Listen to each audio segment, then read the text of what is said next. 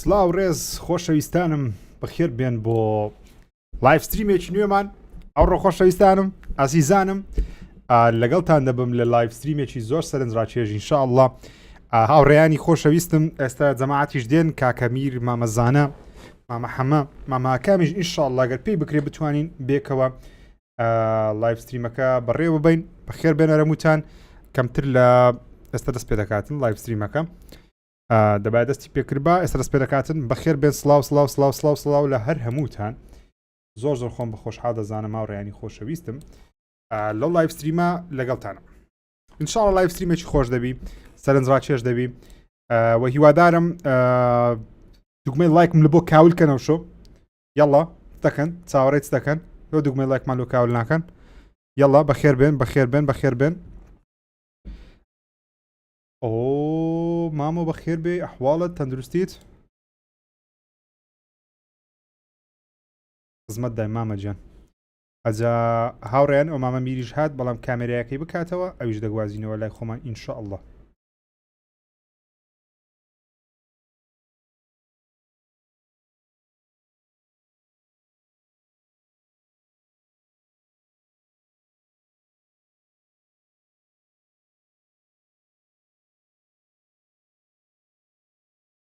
ئەو مامە حەمەش هات زۆر باش هاوڕێیان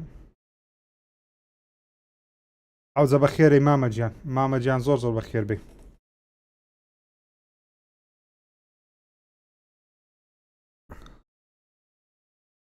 مامە حەمە تۆش کامێرەکە بکەوە باز زیادیکەی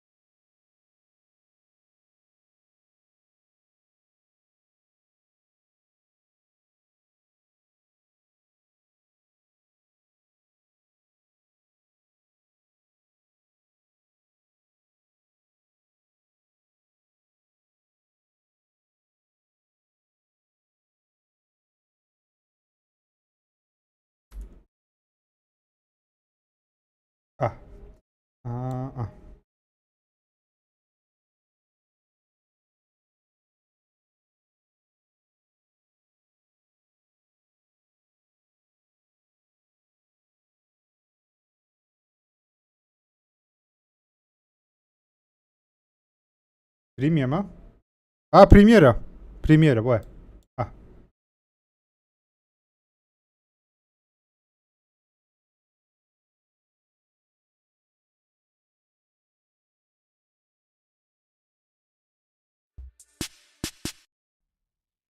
دەستی پێکرد هاوڕێیان بێنە فول سکرین و ئەوەش بێنە ئێرانە شتێک تەواوە یەکەم یاری یا الله سەرەتاقی باشە چیان بۆ زیاد کردو جەماعەتی چات سەڵتی هەر هەمومان مەزبوطەوە بزانم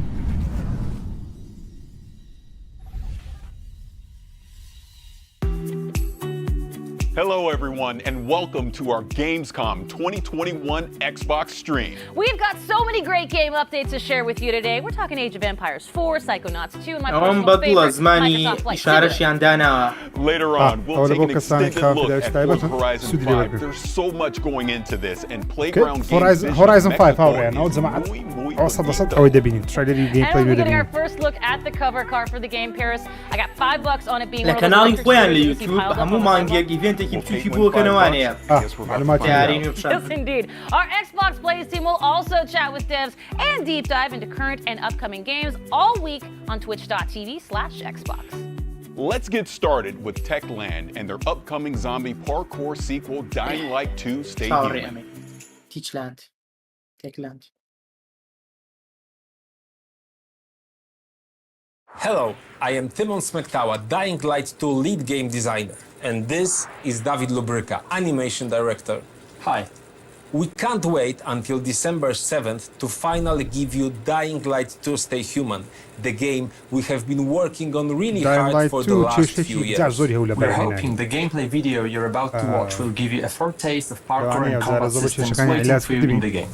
And we are just about بەس to enter the چاوەڕوانکراوتنی city, یاریە بەش fighting یەکەمی our زۆر way سەرکەوتووە. through its brutal لە and کوردستانیش یعنی dangerous هەوادارە جێگزار streets. زۆری هەیە Though, as you will Kapım see in a sayıyor. moment, there are plenty of things you can Zor use yani to your havada daima advantage. kamera So Kurdistan. watch closely, بالفعل. look for special combat and parkour سیستمی moves, پارکور and و check out زۆمبی و how open with world just بە a شوێکی bit زۆر of جیاواز هێنا. creativity, Wow. you can combine the two. Ready? Let's go. Sometimes I wonder what Our this city gameplay looked yari like Dying before Light all 2. this. Probably like many others. People had their ambitions, plans, lives. Now it's all gone. The virus started it, but it was the people who made the world the way it is. This city, Villador. They tell me they had a vision. They had hope. But soon, one vision broke into many different ones.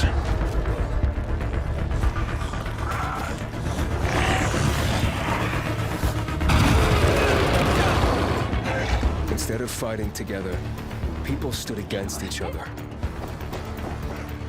War broke out. Was it a little bird?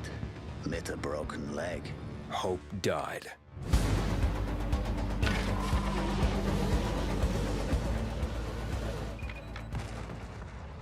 Now the city is falling. Each time Boş ver şey az geldi. we زۆر absorb تایبەتە. their strength. But I can't ئەوە let that چاس. happen. At least, not yet. I need the secrets the city holds. Fuck! Hey! Still some rats here! پارکۆریان زۆر پێشخستووە بەراورد بە شێ بابردوو. The bazaar needs good people. You're doing great so far. I have to make a difference. Let's check and see.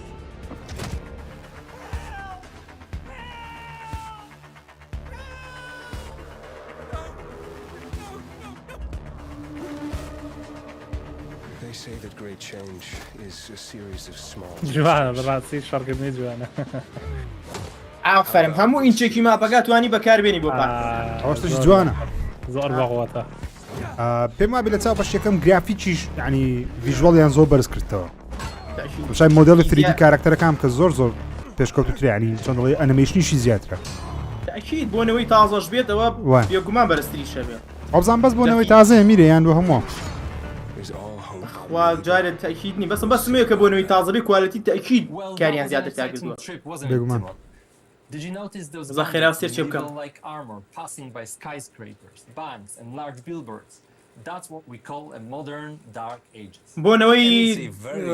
ڕابردوو شێت one پێزیشن 4 very گەس و important for the plot of وان Dying Light. But there's another thing that stood out to me. All those parkour moves that you and your team has put so much effort into. Well, all you need is a few thousand of animations, cooperation with professional tracers, هەزاران ئەنیمەیشنیان کردێ لە بۆ حرکەی پارکۆرەکان. ناڵێم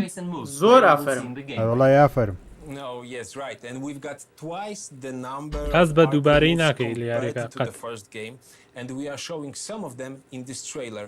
The vault kicks being the most important. هاوران لای ئەمە کوالەتی ڤیدیۆکە فولە لای خۆتان لە سێتینگەکە بەرزیکەنەوە لای ئەمە تەواوە. مامەزانەش ئێستا دێ ئینشاڵڵا. Further attacks, for example, by rebounding from their bodies, jumping of them onto other foes, and so on. I think we captured the movement really well and made it quite simple for the players to perform. I can't wait for them to try it out and tell for themselves how much they loved it. It's definitely going to be useful. The city's buildings are higher than anything we have done before. ئەو ستودیۆی ئەمریکی نییە لە زمانیان دیارە لە هەزی قسەکردنیان. Players will need to find a way to reach those tall حەز دەکەم ئەوروپینە. skyscrapers and other challenging spots too. Then it's good زانی we scattered مەسقەتی some ڕاسیان helpers لەکوێ. around, like a paraglider, which can support players in both parkouring and combat. Exactly, and it's gonna do great, especially in fights against humans. ئەوڕێیان بەخێر بن هەر هەمووتان تکا دەکەم دوگمەی لایک دابگرن بۆ پشتگیریکردنەوە ڤیدیۆ ئەوڕێن خۆشەویستم سبەش ئینشاءالله لایڤمان دەبین ئەو کاتی کۆنفرانسە گشتیەکە دەبینین زۆربەی کۆمپانیاکان بەشداری دەکەن ئەوڕە تەنیا Xbox ئەو یاریانەیە کە لە بۆ Xbox دێن وان دەگەری شتێدا بێگومان لە هەموو پلاتفۆرمەکان دێن ئێستا لە هەموو پلاتفۆرمەکان دێ بەڵام زۆربەی زۆری ئەوڕۆ ئەکسکلوسیڤەکانی Xbox دەبینین ترەیلەرمیان دەبینین زانیاریان لەسەر دەزانین هەموو لایەک بەخێر بێن زۆر سپاستان دەکەین تکا دەکەم دوگمەی لایک لەبیر نەکەن سبسکرایب چانەڵ کردتاوە کوێستانت کردیە کۆمنتیش بنووسن تکایە مامە کۆمپانیاکە پۆڵەندیە هەستم کرد لە هەجیان فرقی هەبوو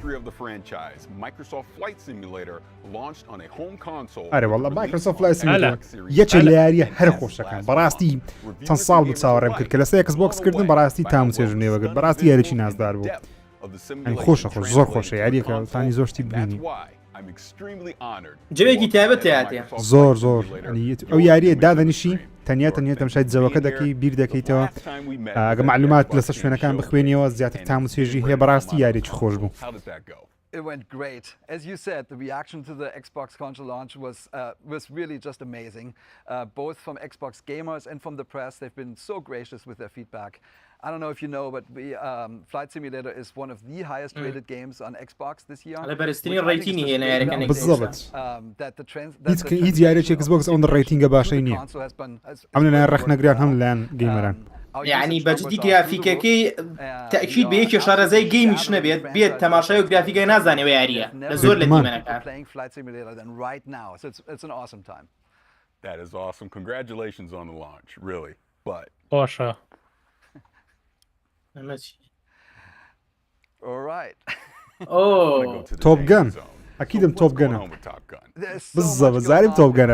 دانانی گلاسەکەی دیار بوو فیلمی Top Gun ئەو حرەکەیە. ئەگە فڕۆکەکانی فیلمی Top Gun زیاد بکەن سەرنجا چێشە لەوانێ زۆربەتان ئەوڕێنەوەی بینەرن فیلمی Top Gun تان نەبینیبی بەڵام یەکێکە لە بەناوبانگترین فیلمەکانی دەربارەی ئەوانەی حەزیان لە فڕۆکەیە تۆم کروزیش پاڵەوانە. But there's so much else going on even before Maverick. ئەو کاتی جیلیەمە بوو کە تۆم کروز زارێک گەنج بوو. بالضبط. ئەدە Top Gun 2 دێ بەشی دووە ماڤریک لەوانەیە ڕێکەوتنیان کردبی هەم ڕێکلام لەو فیلمەکەی و هەم ڕێکلامیشە لە بۆ یاریەکە یعنی قازان زێردوو لێە ئەو کارێ بکەن. Well, we did that because World Update 6 updates that region, the region of Gamescom, so Germany, Austria and Switzerland. And what that means to us is we have ئەو یاریە لە داهاتووشە زۆر گەورەترە بێت زۆر بێگومان وردەکاری وڵاتەکان کە زیاد بکەن فڕۆکەکان دەوڵەمەند بکەن ئەڵێ وردەکاریمان زیادی کردو زۆر وڵاتیترمان زیاد کردو واو لەو شوێنە جوانانە سویسرا نەمسا those cities look just amazing. They have like 7 centimeters resolution and it's awesome. 7 سنتیمتر هاوڕێیان دەری هەتا 7 سانتیم لیان نزیک بیۆ ڕێزۆلوشنەکەی بە فوری دەبینی ئەوە يعني that's crazy زۆر ڕاکی زۆر زەحمەتە. من یەکەم جا کە یاریم بەگرت بەسەر دوکانە فڕیم کار چۆن کوردستان کوالەتی زۆر بەرز نییە بەس بەجددی هەستەگر دوکانە یعنی هەستەگر ئەو مانتیقە گەشتیاریە. Stuttgart in Germany and Klagenfurt in Austria and St. Gallen in Switzerland and what it ties it all together is missions. We're having new discovery flights, we have new landing challenges and we have new activity نوێیان زیاد کردیان چالنجی نوێیان زیاد کردی ئەوەش میمە لەوانێ زۆربەتان ئێستا بینەر بڵێن ئۆکەی مەرحەلەی تێدانیە و یاریە بەڵام هەندێک چالنجی تێدا بۆ فڕۆکەخانەك زۆر زەحمەتە تیارەکەی لێ بنیشێنیەوە پیکاتە چالنج بڵێ ئایا دەتوانین لەو شوێنە بنیشێەوە بێ ئەوەی هەڵەیەکی بکەیت چالنجی خۆش تێدا لە داهاتوو شتی بۆ زیاکەن تاکیدم یعنی لێک لە یاریەکان جگە لەوەی کە گەڕان بێ بە شوێنە شتی خۆشتری تابێ یاری بکەیت لە ناویە بێگومان ئەس وردە یعنی زۆر بە خاویشی تیاکەن بۆی زۆر پێرفێکتیش بێ ئیشی زۆرەوێ قورسیشە ناتوانن ئەوەنە قورسیشی گەن دوای کۆنسۆل کێشەی بۆ دروستە بێ پیسی شتی زۆرەوێ کارکردنی تەواو باشێت یارەگەر زۆر زۆر زەحمەتە زۆر زەحمەتی ئەگەر بێگومان ئەمن بە ئیزی گەڵم دەکرد ئەگەر بە نۆرماڵ یاخود بە هارد گەمەی بکەین دەبی ساق بیانی بەڕاستی ساق تیارێ شارەزای سەرسایی و هەیە مەرگەڵا بەمان لێ خوڕیەوە تارەت ئەمە گەڵاوەش قوڵپەکەم a German plane from the 1930s. It's called Porsche. Junkers U-52. In Germany, it's lovingly named Tante U. So ئۆکێ ئەو فڕۆکەیان زیاد کردیا لە ساڵانی 1930 لە شتێکی وایە ئەڵمانیا و تیارە زۆر بەناوبانگە لە جەنگی جیهانیوە بزانم وردەکاری زۆری پێوەیە شێوەی 3D مۆدێڵەکەی شتێکی تایبەت بتوانین بچیت لە دیمەنی ئەوانەی لە پشتی شۆ سوار بوون نەفەرەکانی شۆوانێت سێری خوارەوە بکەیت یعنی بەڕاستی هەستەکرد ناو تیارەکەی هەڵا پێرفێکتە یاریە بەجددی پێرفێکتە Hugo Junkers, and he's helping us. He had a ton of insight and materials. Then we worked with an organization that is preserving one of the last. من دام نابوو لیستێکی تاو بکەم زۆربەی کوردستان بگەڕێم بە زۆر زەحمەتە زۆر زەحمەتە وردەکاریەکان مەسەلەن وردەکاریەکانی کوردستان زۆر نییە و دۆزینەوەی شوێنەکانی زۆربیان ناوێن لەسەر زۆر شارەزاوی ئێستا شاخێکم غەڵات کرد کە ئاچی بۆ سۆران و ڕەواندز شاری خیکارۆ خوێندرێنم تێگەڵاو کرد یعنی بە ماپ و بگەڕێوم شاخەیە زۆر خەڵکی ڕاستم بە زۆر زەحمەت ماڵی بردە شوێنێتر ماڵە نەشێ بەس خۆشەوە ینی تەجروبەیەکی زۆر تایبە چاوە سێری ئەم وڵاتانەی خۆشمان مەگە ئەگەر بۆ نە خەڵکی ئەوێ بیاریکەیت و ئاوا بەورتیکاری دیتێڵی تەواو بادێ زۆر سەرنجڕاکێشە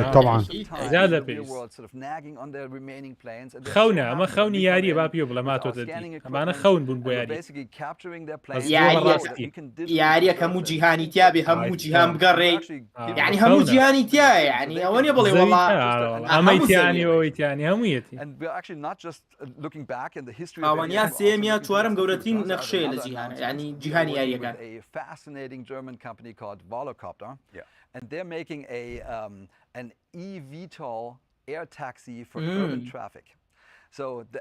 ئۆکێ ئەوە تاکسی فری و هاوڕێن ئۆتۆمبیلی فری و تاکسی فریویش زیاد دەکەن لە بۆ یاریەکەی ئەو بەڕاستی هەیە ئەو شتە ئەو لێرە شەریکەکە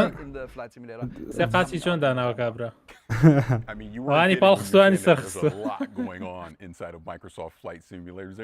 زۆر ریلاکسە ئۆکێ شتەچکە هەیە ئەولی چۆیەوە سێریەکان ئەکس بۆکس مامۆ هەر ئەکس بۆکس چەناڵی فەرمی خۆی بۆ یاڵام بۆی لەگەڵێەوە چەناڵی فەرمی خۆی تۆ زەر پێشتر بوو زۆر جەماعەتی کۆمنت بەرنامەی سفرێکژیری ئەوڕۆ نەبوو لە بەرەوەی کۆنفرانسی ئەوڕۆ سبەش کۆنفرانسی ڕۆژی پێنجشەممە ئینشاڵڵا چکە چاوەڕێم هەواڵی نوێ بێتن اینجا بەرنامەکە دەکەین ئینشاڵڵا خۆشتریژە بێوەڵە تەوان ئۆکێ با باسی ماڤریچ بکە تۆپگەن زین چی زیاد کرد لە بۆ تۆپگەنی Capture real time 4K اوكي كات راستخینەی 4K تەماشا هەمان فڕۆکەخانەیە کە لە فیلمەکەی هەیە Capturing real time 4K بۆ سێریە و ڕێفلاکشنە ئەو کار وێنەدانەوەیە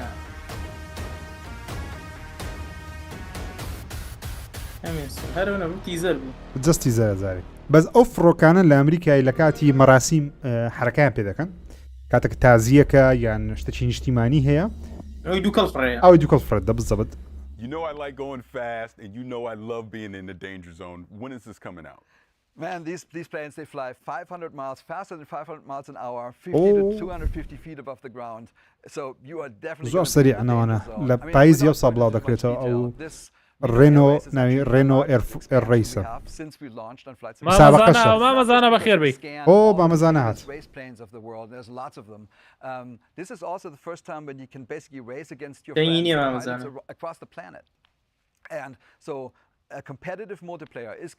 competitive playeriشی بۆیە هەبە فڕۆکانی تازە بینیمان بەوی ئەوەی دەکەن مسابقەیە ئەوە خاڵێکی بێز Oh, that is fantastic. And you know I have the need for speed, so I can't wait to get my hands on this and participate in some of these air races. Awesome, man. We got you covered. I'm pێشکارە حەزی لە پێشبڕکی ئەڵێ ئێستا چاوەڕێگەم پێشبڕکی وگەمەنایە بالفعل تایبەتە بێ more your speed. Keep an eye out for an extended look at Forza Horizon 5 later on in the stream. We'll also talk with Wasteland 3's game director about the game's next big اوکی ئەوڕێن دەرێ لە کۆتایی لایڤەکەی باسی فۆرزای دەکەن بۆ ئاگادار بن. We have some great ئەڵێ هەواڵی دڵخۆشکەریش بۆ بەکارانی Xbox Game Pass تاین چییە؟ فێرە گەیم پاس بوومە ئێستا من پێویستم بە یاری نوێ بەڕاستی. گەیم پاس عافیە گەیم پاس زۆر میمە. بەس ئەم ماوەیە یاریکی زۆری بێتێزدایان زیاکەی.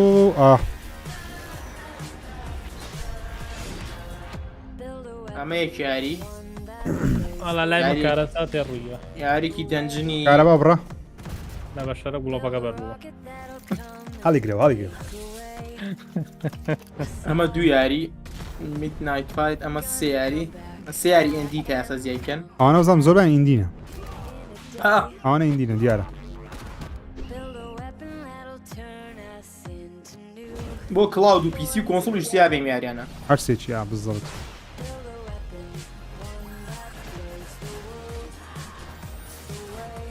ئەش یاریەکی میترۆڤینیا سانۆ بڵێن سانۆ هەمووی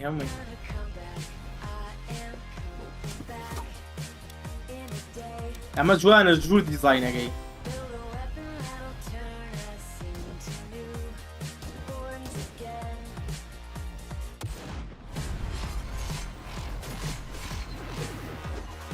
خۆشەویستان یەڵا ئەوەی لایکی ڤیددیۆ نەکرێت کار دەکەم دوگمەی لایکم لە بۆ دابگری یەڵا بە کۆمنتش بەشداری بکەن تاوەکو ئێستا چیتان بینی وەچتان بەدڵە یاخود چاوەڕوانی چی یاریەک دەکەی لەو کۆنفرانسە نیشان بدرێ یەڵا لە کۆمنت بینوسن.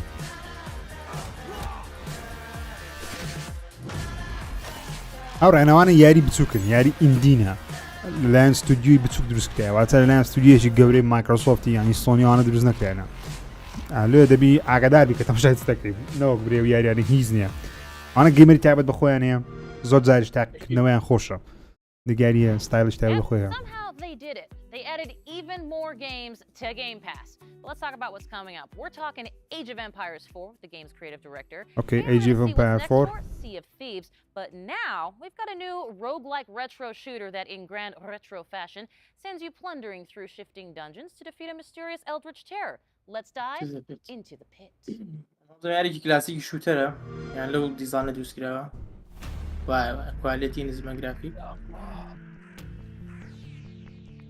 اوکی ڕێترۆ شوتەر خۆشە بەنیازی ئەوەشم کۆیکی دروستکەنەوە. مایکرۆسۆفت زۆر کار لەسەر نۆستالژی دەکە بەڕاستی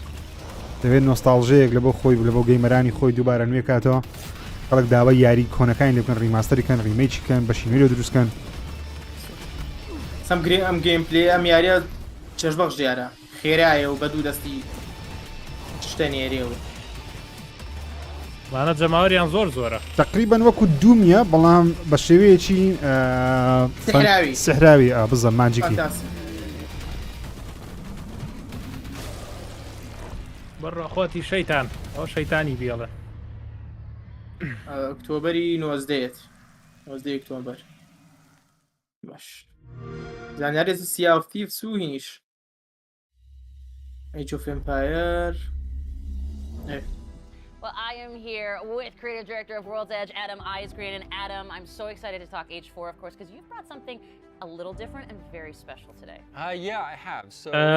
far we've been showing everyone kind of what Age looks like in the game when we're playing it. We've also shown a little bit of campaigns, right, through when we unveiled the 100 Years War and showed Joan of Arc. But we have yet another way in Age of Empires 4 that we're kind of bringing history of life that we haven't talked about yet. Okay, Age of Empire هاوڕیان لەوانێ زۆربەتان ئاشنای و یاری نەبن بەڵام لە تاوی جیهان یەکە لە یاری استراتیژی هەرە بەناوبانکەن جەماعەتی پیسی زیاتر حەزیان لەو یاریانەیە کاتێکی زۆری تێدا بەسەر بن تقریبان لە کوردستان ئەو جۆرە یاریانە استراتیژیان لە مۆبایلی بەناوبانگە مەسەلەن کاتی خۆی خەڵکەکی زۆر مازرعە سەعیدەی دەکرد لە کوردستان لە فەیسبوک دوای فارمڤیل هات لە مۆبایلی بەڵام لە جیهان کلاش ئەوان هەمووی استراتیژیە بەڵام لە جیهاندا لە پیسی زۆر بەناوبانگە لەو یاریانە تقریبا گەیمەرێکی تایبەت بەخۆی هەیە لێرەش ماوە ئەو کاتی خەڵک کۆمپیوتەری بەکارێنە هەرم یاریانی ئێستاش من لە 2009 دەوە تقریبا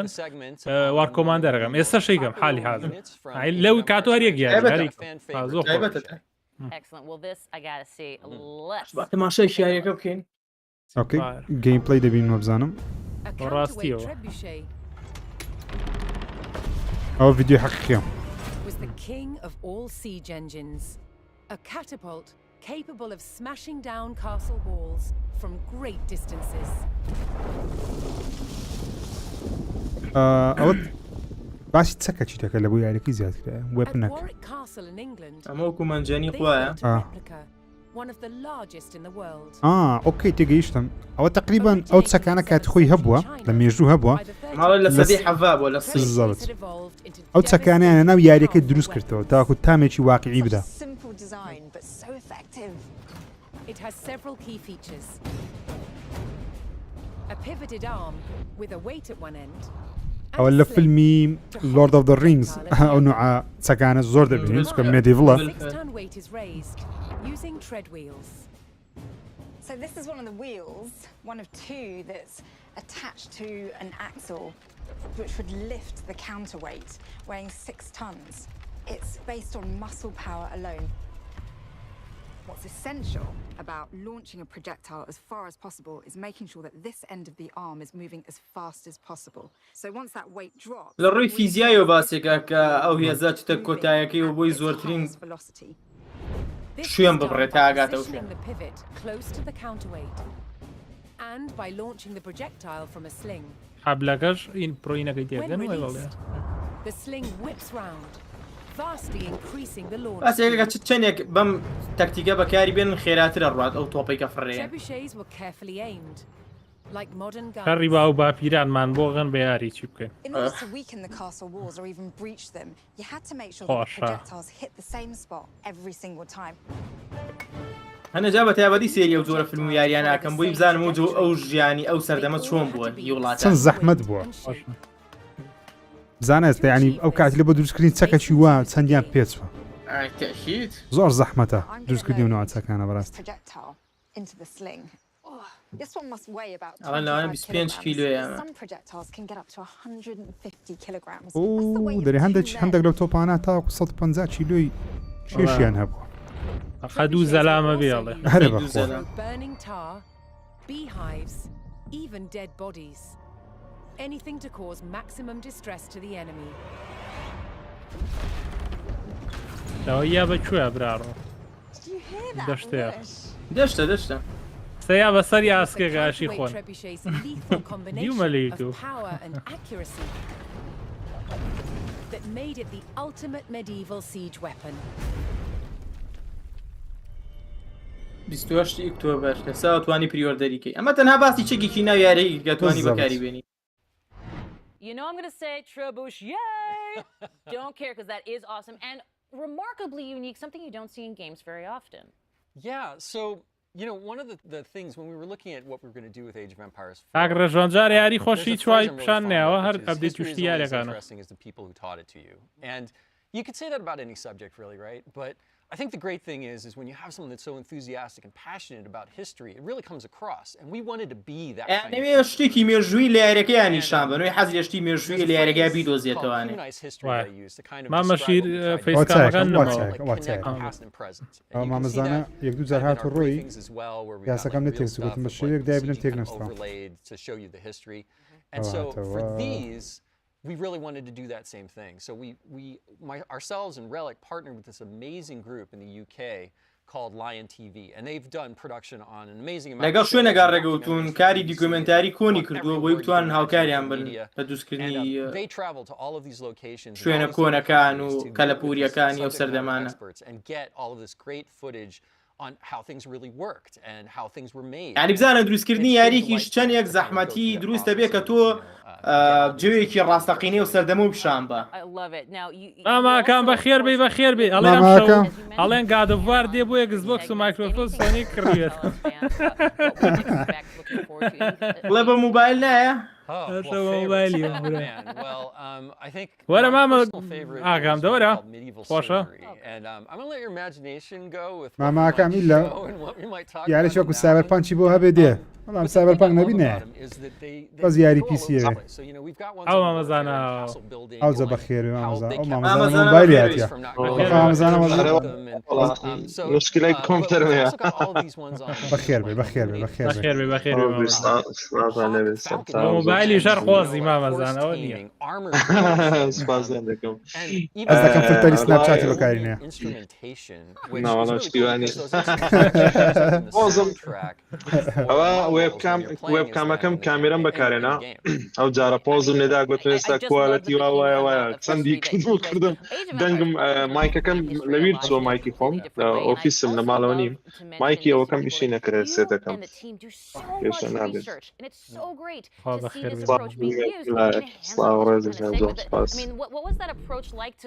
ماڵاکامی ژەڵێ نەگەشتمە ماڵەوە بووە ناتم ئیشەڵا لەگەڵمان بمەزانە مامە ئاکام تیم لەدەستدا جەماعەت سچوانە بۆ تەنیا مایکرۆسۆفت فلای سیمولەیتر بۆ دەشتینیان لە بە زیاد کرد ئەگەر نەجارێ دەیلایتەکەشمان بینی دەیلایت وایان گوت شتینێ هەیە شتێکی زەخماڵە دەیلایت جوانیش بە زۆر گوۆین پێشتەکە ئەڵێم ڕێژی پارکۆری زۆرە و جوڵەکانی یەکجار زۆرە شوێنێک بۆ شوێنێ باز بیت و خۆ هەڵواسی بازام زۆرت حەز لێ کاگمیرە وەڵای من جارێ دایلایت یەکم نەکردو بەڵام زۆر باسیەکەن حتا کەسە شارەزاکانی بوارەکە زۆر مەتحیەکەن ئەمێ بیکە منجە دایلای توکەم بە زۆر چاوەڕوانی ئەو جەوەم یعنی ئەو ژینگەم زۆر بەدڵە زۆر شازە وەڵای یەکەکە من بەس فالۆینگەکەم نەکرد ئەوەی نۆرمالەکەم کرد هەشما بەس زۆر چێژم لێبینی بەس حەز دەکەم دووەکە یەک مشکلەی دەبێت زۆمبی زۆر تەرکیزیان وەکو جاران لەسەر زۆمبی نەماوە من دیقەتی شتێکمەوە بەعکسەوە لە هەنێ شۆنە نێستیان دروست کردووە کولانیان دروست کردووە جەوی هەنێک کە زۆمبی جیازە لە زۆمبی تریانی نەوعی تری زۆمبیشیان دروست کردووە کە هەرێکە لە ناوچەیەکە من ئاخر وەکو دەیزگۆن جوانە هەتا گەمە چڕاقی دێتن عرض دەکرێت ئاورا نەمێنێت تا پرسم ترایلەری فیلمە نوێیەکەی سپایدەرمانەوەی هەمتان بینی نەتان بینی ئەوڕۆ یوتیوبی کاول کرد یوتیوبی کاول کردەوە یوتیوبی کاول کردەوە وەڵا بەقوتە زۆر بەقوتە مامە زۆر بەخەوەتە برام وەڵا منیش ئەڵێم بەخەوەتە بەس بەخۆت نییە گۆرەداریشە وەڵا کاولی کرد کاکە هەر سێ سپایدەرمانی تێکەڵ دەکەم زۆر بەخۆتەوە مویمە ئەوەیان زۆر بەدڵمە زۆرە من کارکتەرە کۆنەکانی سپایدەرمانم زۆر کیف پێدا ئەوم زۆر بەدڵ بوو خۆشە برام بە زۆرە بێ سێریگەی ئەمرادان خۆش هەر سەردەمەکەم بیم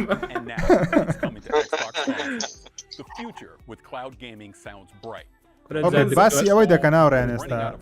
ئەکس کلاود زانین لە چ مەرحەلە چین ئێستا دەیانەوێت چ بکەن داهاتوی کلاود گەیمینگ ستریمکردن بە یاری اوكي انا جيمر قصيد كاين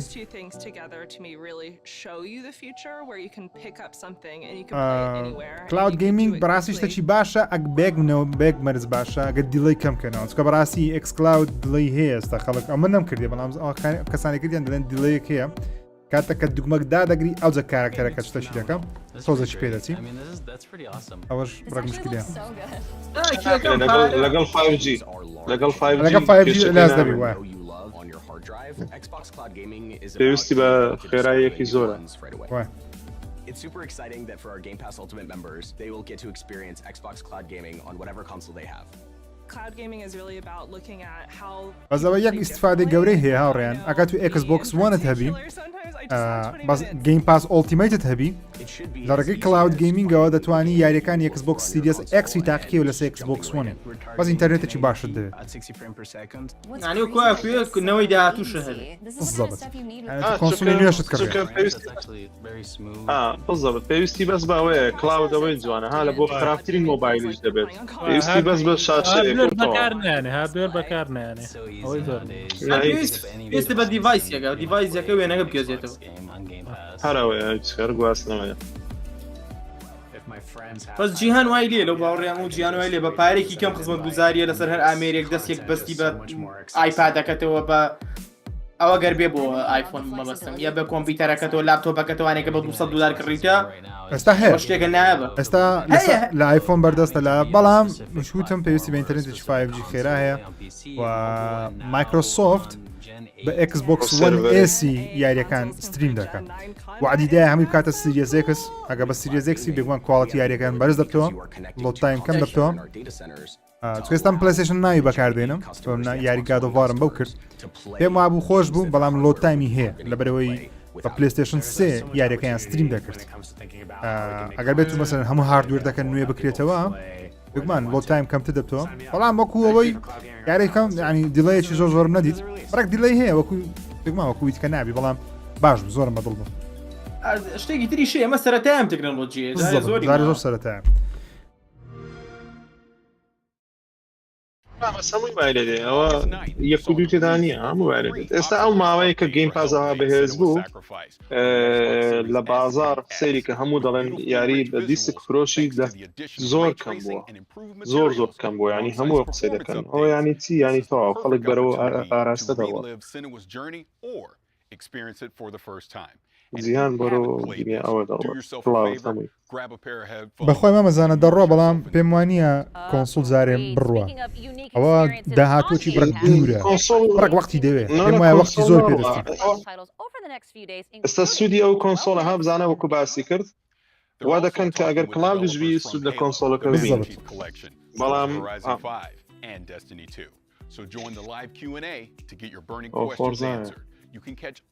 ئەوە دەڵێ لەو هەفتەیە لایڤ ستریمی دیکە دەکەنەوە لە تایبەت بەو یاریانە ئەوە وەختەکانی چیان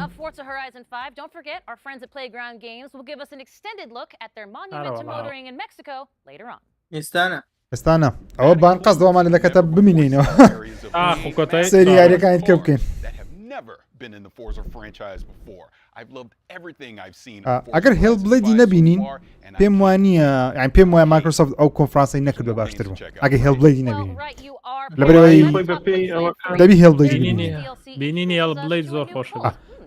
چکە بەڕاستی ئەو ترێلەرانەی بڵاویان کردەوە لە یوتیوبیش بڵاوکەوی چێشت نییە پێویستی بە کۆنفرانس ناکە بەڵام هێڵ بڵێدی دەی ببینین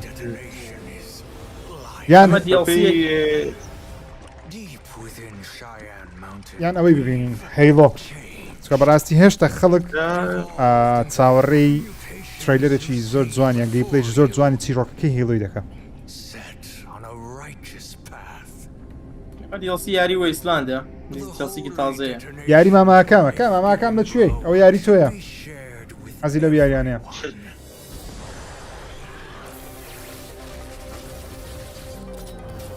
خۆی بەپێی زۆربەی شارەزایان ئەوانی گوتیان لە بۆ مایکرۆسۆفت شتی تازەی نییە درێژە پێدانە بەوەی کە لە ئیتری کردی و حەق خۆشتی بەڕاستی چونکە شتی تازە ئاسان نییە هەموو ڕۆژێ کۆمپانیا دروستیکە یاری تازە هەمویان شتی تازیانە بەردەستە ئەگەر دیقەدەی کۆمپانیاکانیان هەمویان بەڵام ئێستا بۆ نمونە فەیبڵ هەمووان حەزمانەیە ببینین بەس فەیبڵ لە ئێرلی ستێجەکانی تازەیە تیزەرێکیان پیشانداوە بیانێت ترێلەرێکی گەورە پیشاندن دەبێت یاریکە هەرچی نەبێت 170 شتێک تەواو ببێت اینجا باوەڕ ناکەم ئێستا گەیشتە مەرحەلەی 170 یاریەکە ئەوەیە مەسەلەکە ماماکان دەڵێ بەخوا پیاوانەیە دوێنێ وەیسلان سەی تاوا کردیە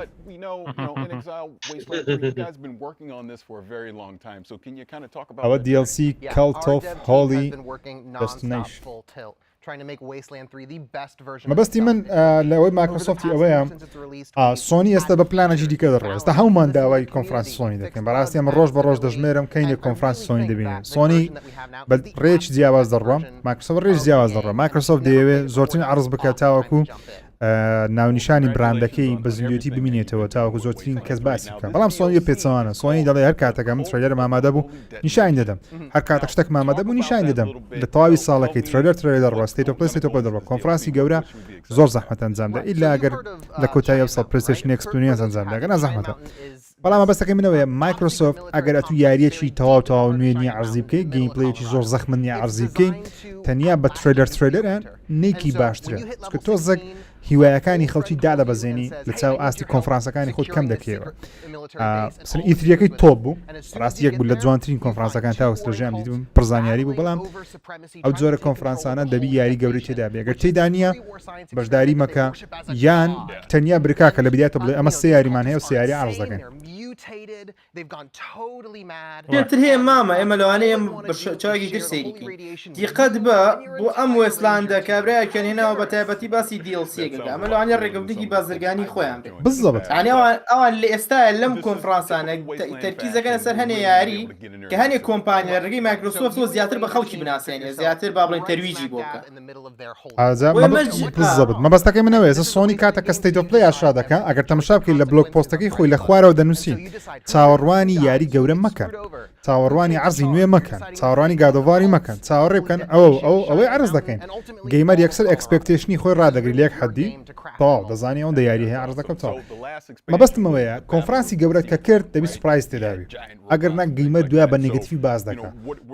هەرچەندە خۆت بە زەخمی نیشان بدەیت بەڵام ترەیلەری نوێ گەیمپڵی نوێ نەبینی تۆزێک کێشێ هەمووان چاوەڕێشتی نوێ دەکەن بەڕاستی کە دێک کۆنفرانسی یانیشتی نوێ لەمانشتی نوێ ببینین گەیمپڵی ببینین تاریخ ببینین شت ریلیز دیت ببینین بەس هەموو جارە کۆنفرانسانە لە کۆتایی سەبرایزێکیان هەیە ئەگەر شتیش پێ نەبێت وایە من هیوان بەرزە هێڵ بڵێ ئازم لێ هێڵ بڵێ بەس من خۆم بۆ ئەزمونەی تقریبەن 2015 ڕووماڵی گەیمز کۆمەکەم دامن گەیمز کۆم زۆر لاوازتر بووە یان لاوازتر بووە لە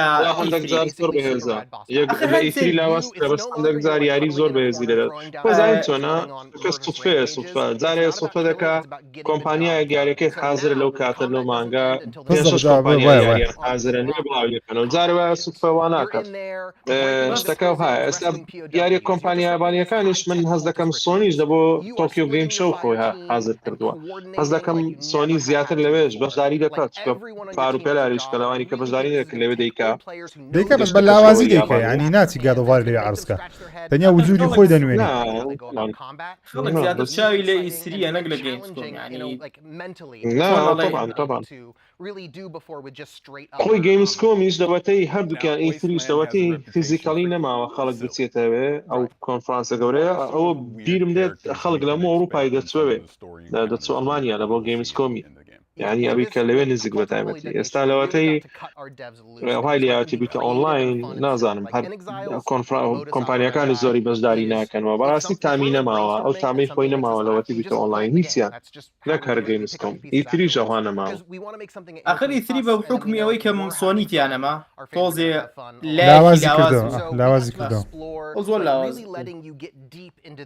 جا گەیم تۆکیۆ گەیمز شۆش زیاتر مۆزوعەکە کەوتۆتۆ سەر عێرق یعنی ئەوانەیە زیاتر ئەو پێشانگیانە بە ناوبانگ دێکە لە ڕووی یابانەوە خۆتە زانێ ینی کەمێک کۆمەلگای یابانی کۆمپانیەکانی داخراون حەزەکەن تەرکیزیان لەسەر کۆمەلگاکەی ئەوان بێت بۆ یەکی ناگەیم تۆکشۆ تایبەت نییە بە سۆنی بە تایبەتی بەڵام وەتا سۆنی زیاتر گرنگی مەبەست سۆنی لە بۆ یابانیە یابان مەسەلەن جوانترە شتەکە ناشناڵە ئەوان شتێکی چۆن بڵێ نیشتیمانیە بەشداری دەکەن لەبەروەیە موسوعەکە نەتەوایەتیە یانێ زیاتر کێشانگایەکی یابانی دەرکوێ لە ڕێگەی سۆنیەوە ئەوە درێژەی کێشا وەیسلاندە بەسە بێزار بووم لە وەیسلاندی هەڵێم حەمە خەبەرکەنەوە کورە هەر شێتی گاکە دە شتێکمان پیشان بڵێن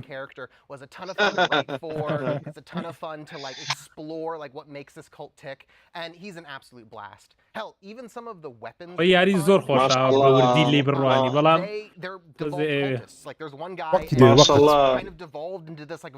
ئەم ساڵ خراپترین ساڵی یاری بووە ساڵەتە ئێستا یعنی هەر وێرانە وێران هەر بەس دەزانین چت هەیە بەس ترەیلەرەیە تیزەر ترەیلەرەوە بەزمەیە یاری نییە بەڵای ڕزندی فڵی بەس ڕزندی فڵیە یوتیوبی دەکەم بەزەیم دێتەوە بە یوتیوبی بە قورعان نییە یاری نییە یاری نییە بەجددی یاری نییە وەرە چیەکەی دارەڵێ یاری بم لەبی مامە لە کۆتای ساعت کۆتای ساڵ بەقۆ ئەخا کۆتای ساڵش کاکە مانجی 11 هەمووی پێکەوە دێ بەخوا هەمووی دەیانسا هەمووی بێکەوە دەریەکە ئەکێ بەسەریەکە تێگەڵێگە خۆی باشترین کاتی بڵاوکردنەوەیە ماشین کاتە وەڵایی باتڵفیلد و کۆڵۆڤیتیەکە ئەوەکەی ئەوانە کۆڵۆڤیتیەکەش بەڕاستی من زۆرم حەزە کەمپینەکەی دی خاستە لەبەروەی چیرۆکەکەی زۆر جیاوازە و جاراشتی خەیاڵی تێدایانە خەیاڵی نییە ینی گوما ئەوەیە ئەڵتەرنێت هیستری ینی جیاوازەکە شتێکی خۆشە بەڕاستی حەزم لێ ببینم ئەوە چونکە تقریبا وۆڵفنشتانی جوایە نازیەکان سەرکەوتن لە وۆڵفنشتانی کە ئەوجاوە جوایە هەندێک دەچێتەوە سەرەوەلوێ شتێکی حەزم لێ زۆر هیوادارم 2 ساعت نەبێت 2 ساعت نەبێت هەندێک درێژ بێت بە دوای سەرکردەکانی نازیەکان ئاگەڕاندووە جنگی جیهانی دوم کە تەواو بێت بە شتێکی وا باز دەکە ئالاسەس باش لە ناوچوونی بەرلین و ئەوە نازیەکان مەجموعی یەک دەگرنەوە دانەوێت جێگرەوەی هیتلەری دامەزرێن ینی پلۆتێکە ئەنجاوانەش ئەو 4 کەسە دانەوێت لە کەمپینەکە تۆ دەتەوێت ئەوەی فەشەل پێبینی ئەو پلانێ پێ خۆشتر ینی نەزانراوە تا حەدێ وەکو جەنگی جیهانیەکەنی بڵێ تەکیدی کێسەرەکەوێ بەسەرکیە بزەبت ئارە وەڵا بەلەمیان پیشانە ئەوە سی ئۆف تیفسە لای من زۆر خەریکی سی ئۆف تیفسی بمەماوەی چەندی کردم لە تۆ دڵم نازانم لۆ بەتەنیا کردمە بەخۆی خەتایەکە لە خۆشمە دەڵێن بە جەماعی بیکەی تامی زیاترە بەڵام سۆڵۆی تێدا بوو زانم سۆڵۆ پڵەیەکی کووە بە جەماعی بیکی تامێک ترێکە با بڵێن باخیرەکە لێ خوڕێەوەی ترێ ئەوشتە چکەم وابزانم نا هەر سی ئۆف تیفسە بۆردەرلاندیان لەبەر زیاد کردی ئەمە جەم لەنگۆیە جەم لە یاریەکەم کەس کردی چکەم ئەوە لەبەرەوەی بە موبایلداوەما کەشتێکیان زیاد کردیە بە ستایلی بۆردەرلاندی یاری بۆردەرلاند ئۆکەی لە ناو یاریەکە دەتوانی بەدەستی بینی لەگەی تاواکردنی چەند چالنجێک ئەوەی من هەمە لە سیفیس پێم جوانە بەس کۆنتترۆلەرەکە ئەکسبۆکسی هەشمە ئەلێرەش هەمانەوە بە ڕێزی برادەمێکدا ئۆفیس قوتعاقی زۆر جوانە ڕەنگە ڕەنگە لە کۆمنتی علی بابە دەنووسی ئەپایرێت لایف بکە ئەوەی جاکسپارۆ وڵی تاقیم کردەوە ئەبدیتەی نوێیان بڵاو کردەوە لە ماوەکانیکە ژیانی جاکسپارۆیان تێخستە ناو یاری سیۆتیسی تاقیم کردەوە ئەوم کرد بەڕاستە بە خاتری بیچوم پێم ئۆکەی بوو یاریێکی ئۆکەی بوو ینی بگومان لەگەر هاوڕێیان بیکەی تا موچێژی زۆر زۆر زیاترە بەڵام ئەو کاتەم نییە بتوانم بە ئۆنلاین لەگە هاوڕیان یاری بکەم زیاتر دەمێت بە سۆڵۆ بیکەم ساعتی شێ کاکەمە جاریگەمە سێ خەڵکی چی بینم ئارێ بەخوا Okay, play day 1 PC and console Game Pass. What is this? Oh, it's the State of Decay. هەراوانیە State of Decay وەبزانم سەیەکەیە بە State of Decay لەو کەش و هەوایان نەبوو State of Decay کا گرافیکی وایە برا یانە بە State of Decay دووەکەوانێ هەر دووەکەبی DLC باتوی بەڵام تۆ لە بەشێکی تازەی بۆ دوودا DLC بووە خەمش بەبەستەوە سپێم سەیرە خەڵک چاوەڕێ بەش سێمە سەکەی لەو بە فروشتی وایە نانە سەیەکەی هەر کوالەتی گرافیکی فەرقی کردووە ئەوە هەر هەمیشەوە هەرهەوە سینەماتیک ببینیمان نا گەیمپڵەیمان نەبینیوە سێ گەیمپڵەی نەبووە بەس سینەماتیک زانی ئەوەکەی دیار بوو بە سینەماتیکەکەی زۆر شتێکی جوان بوو ئەوە ئەوکەی تر نییە ئەو یاری زۆمبیەی کە ژیرە و ڕۆژ تاقی کردەوە ئەوە باک فۆر بڵێت دەڵێ کورە باک فۆر بڵێت زۆر جوانە عجیبە ئەو بە استراتیژی و ریەل تایم ئۆشتانە دەچین طبعا لێفت فۆر دێت پێشتر هەردوو بەشین تەواو کردێت لە 360 یەکێک بۆ لە خۆشترین یاریەکان بەس باک فۆر بڵێتم نەکردووە جارێ وای باک فۆر بڵێت ڕاکیە زۆر زۆر زۆر خۆش State of Decay Homecoming یەکی ینی سبەینا دووزبێ ئەوە دووسبێ هەفتی داهاتوو ئۆکەی دیڵسێکی نوێە باشە جاسە پشگیری ستیت ئۆف دیکەیەکەن پێم سەیرە گۆڵای گەیمەری زۆر هەیە زامیشنی سعات باسی نەگا باش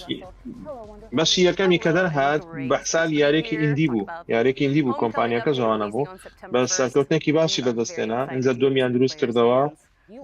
ئەنجاوا سێمی جوان دروست دەکەن بەس بودجیان بۆ زیاد کردەوەی سێم دەڵێ پارەی زیاتریان بۆستن یارێکی بە تریپل ئەی دەچێت تازەکەی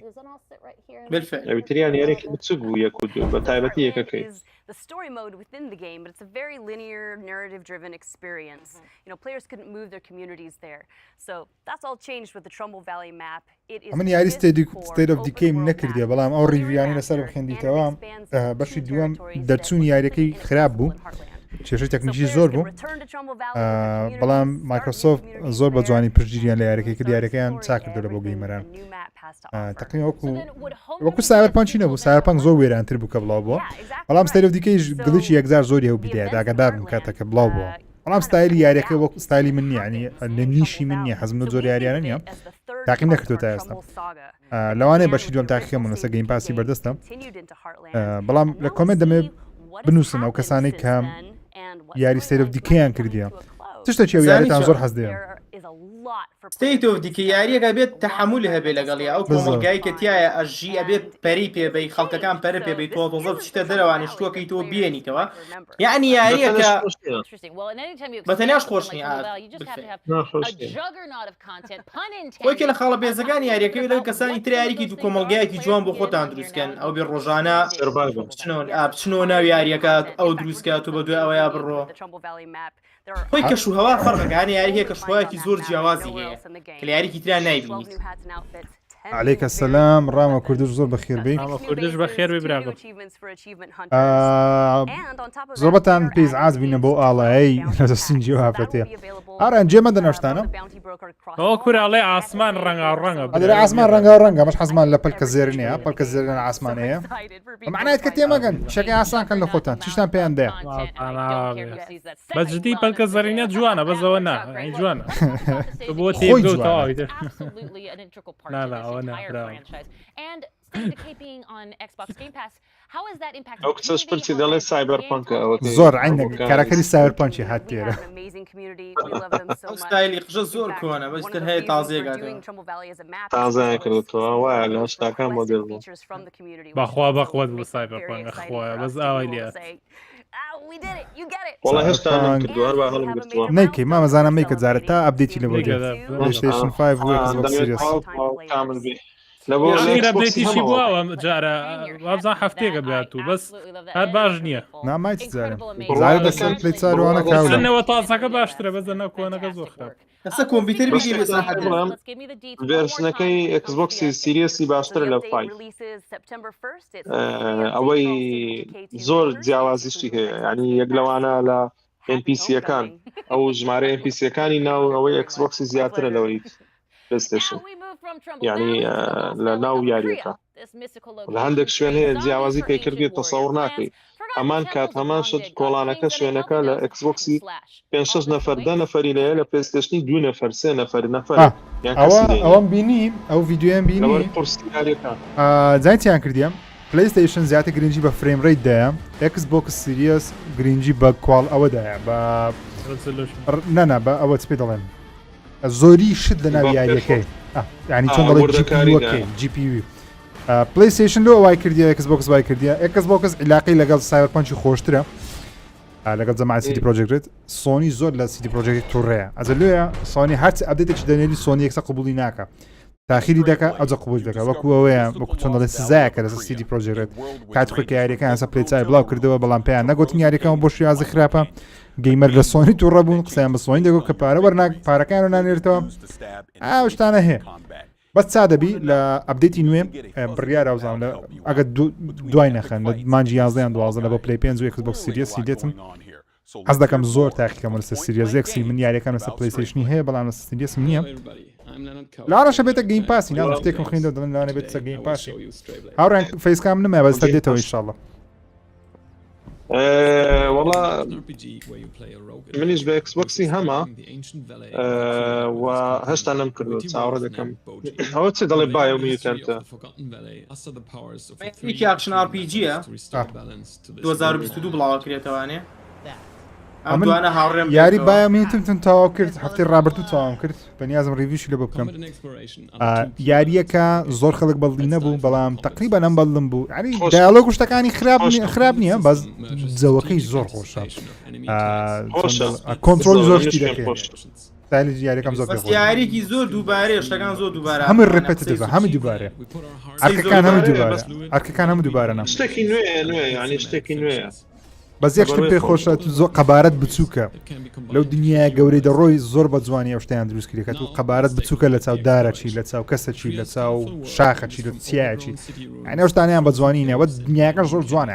قەشەنگە قەشەنگ ڕەنگەکان تۆخن ساوندتراک خۆش بوو ئەنی خۆش ئەدڤێنچەرێکی خۆشە سەرکەشێکی خۆشە تاقیکەوە لە شوێن ئەو چاڕوانکراوە نەبوو ینی کە خەڵک چاڕێک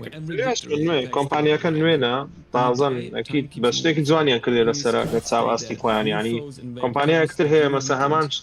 شتێکی زۆر ناشرین دەکەن ئەوانە بەڕاستی کە سێرت دەکردت بۆ یارێکی تریپل ئەیە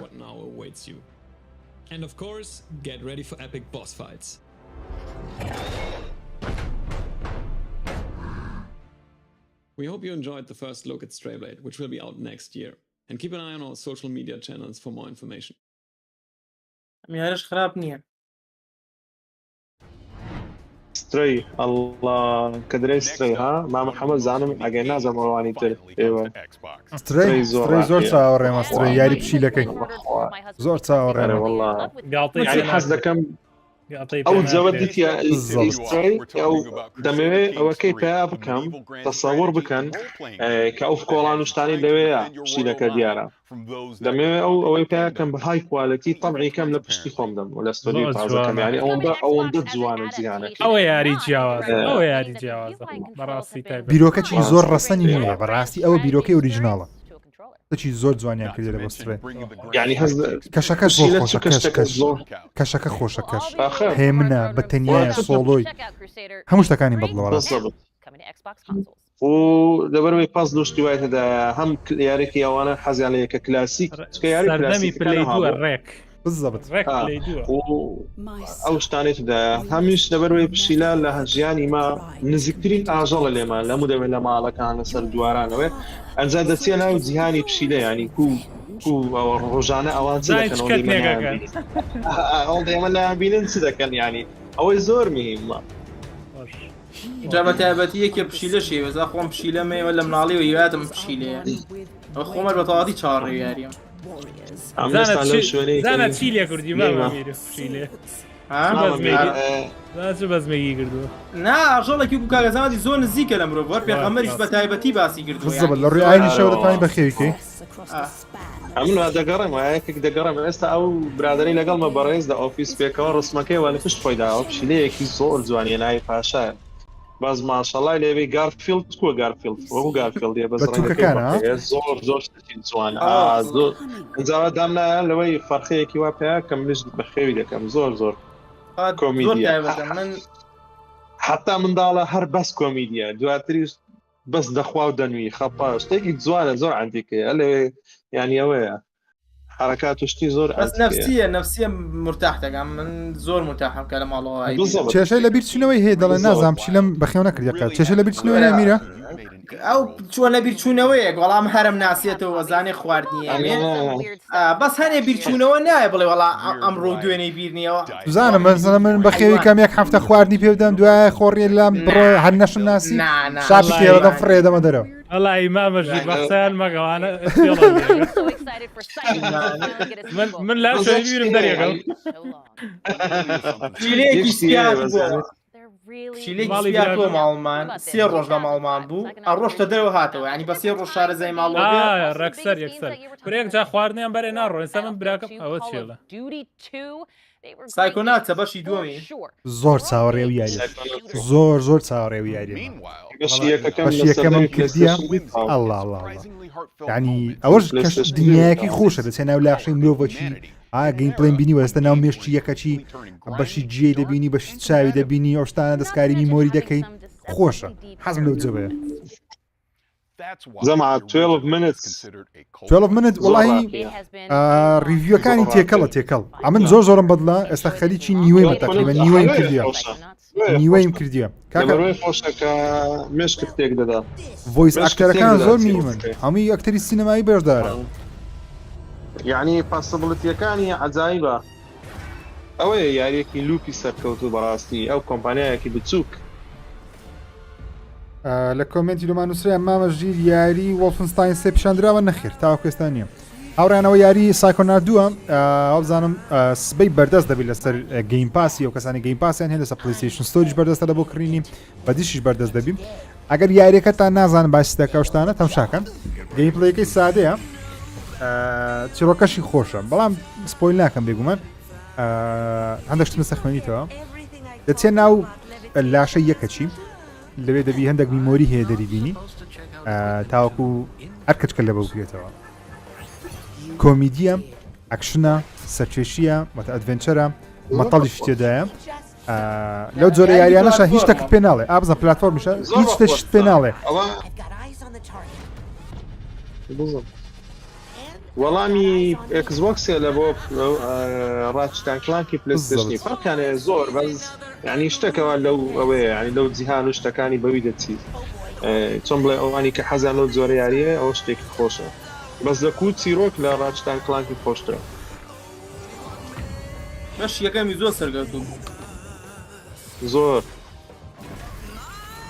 ئەوە گەیم پلەیەکەی تیم من بەش یەکەم کاتی خۆی ئەوەندەی لە بیرمە چکە نەمکردەوە بەڕاستی یەک جارم کردیە ئەوەندەی لە بیرمە یاریەکەش پێت ناڵێ مەسەرەن ئەو مەتاڵ لێرە هەیە یاخود ئەو دەرگایە هەیە پێدا بڕۆی دەبی خۆت بیدۆزیەوە لەوانە لەوەندە کەسی خۆش نەبی لەوەندە کەسی خۆشبی بەڵام ئۆستایلی یاریەکەی بەو شێوازەیە هیچ شتێکت پێ ناڵە دەبی خۆت هەموو شتەکان بکەیت پێنج یعنی ئێستا بەردەستە سبەی بەردەستە وای حەزم لێ بیکەم زۆر ئەستەکەم زیاد لە حەدرێژیان دەبی یاری گەورە ماوی بەس مادەم سایکۆناتیان ئاس کرد I could not be more excited for Psychonauts 2 because I gotta be honest, me and that original game, we got some beef that needs settling. If you know, you know, the meat circus level, it is infamous, it is brutal, it is difficult to say the least. It's the final level of the original game that came out, and I cannot believe I'm doing the math on this one. 16 years ago, Tim Schafer and Lizette Teetry Montgomery. I am definitely dating myself, but you all welcome from Double Fine Productions. Thank you so much for being here. Tim, can you believe it has been 16 years? I almost said 19 years. چازە ساڵ پێشستا بەش یەکەم دەرچووە ئەوە دروستکەری یاریەکەیە. It kind of was for Raz because the story picks up right where the first game left off. Double Fine. ئەوە ستودیۆ هەیە لەسەر ستودیۆکەیە خانمەکەش دەرهێنەری هونەریە. So we really want to be true to the spirit of the first game, which was we were able to do because we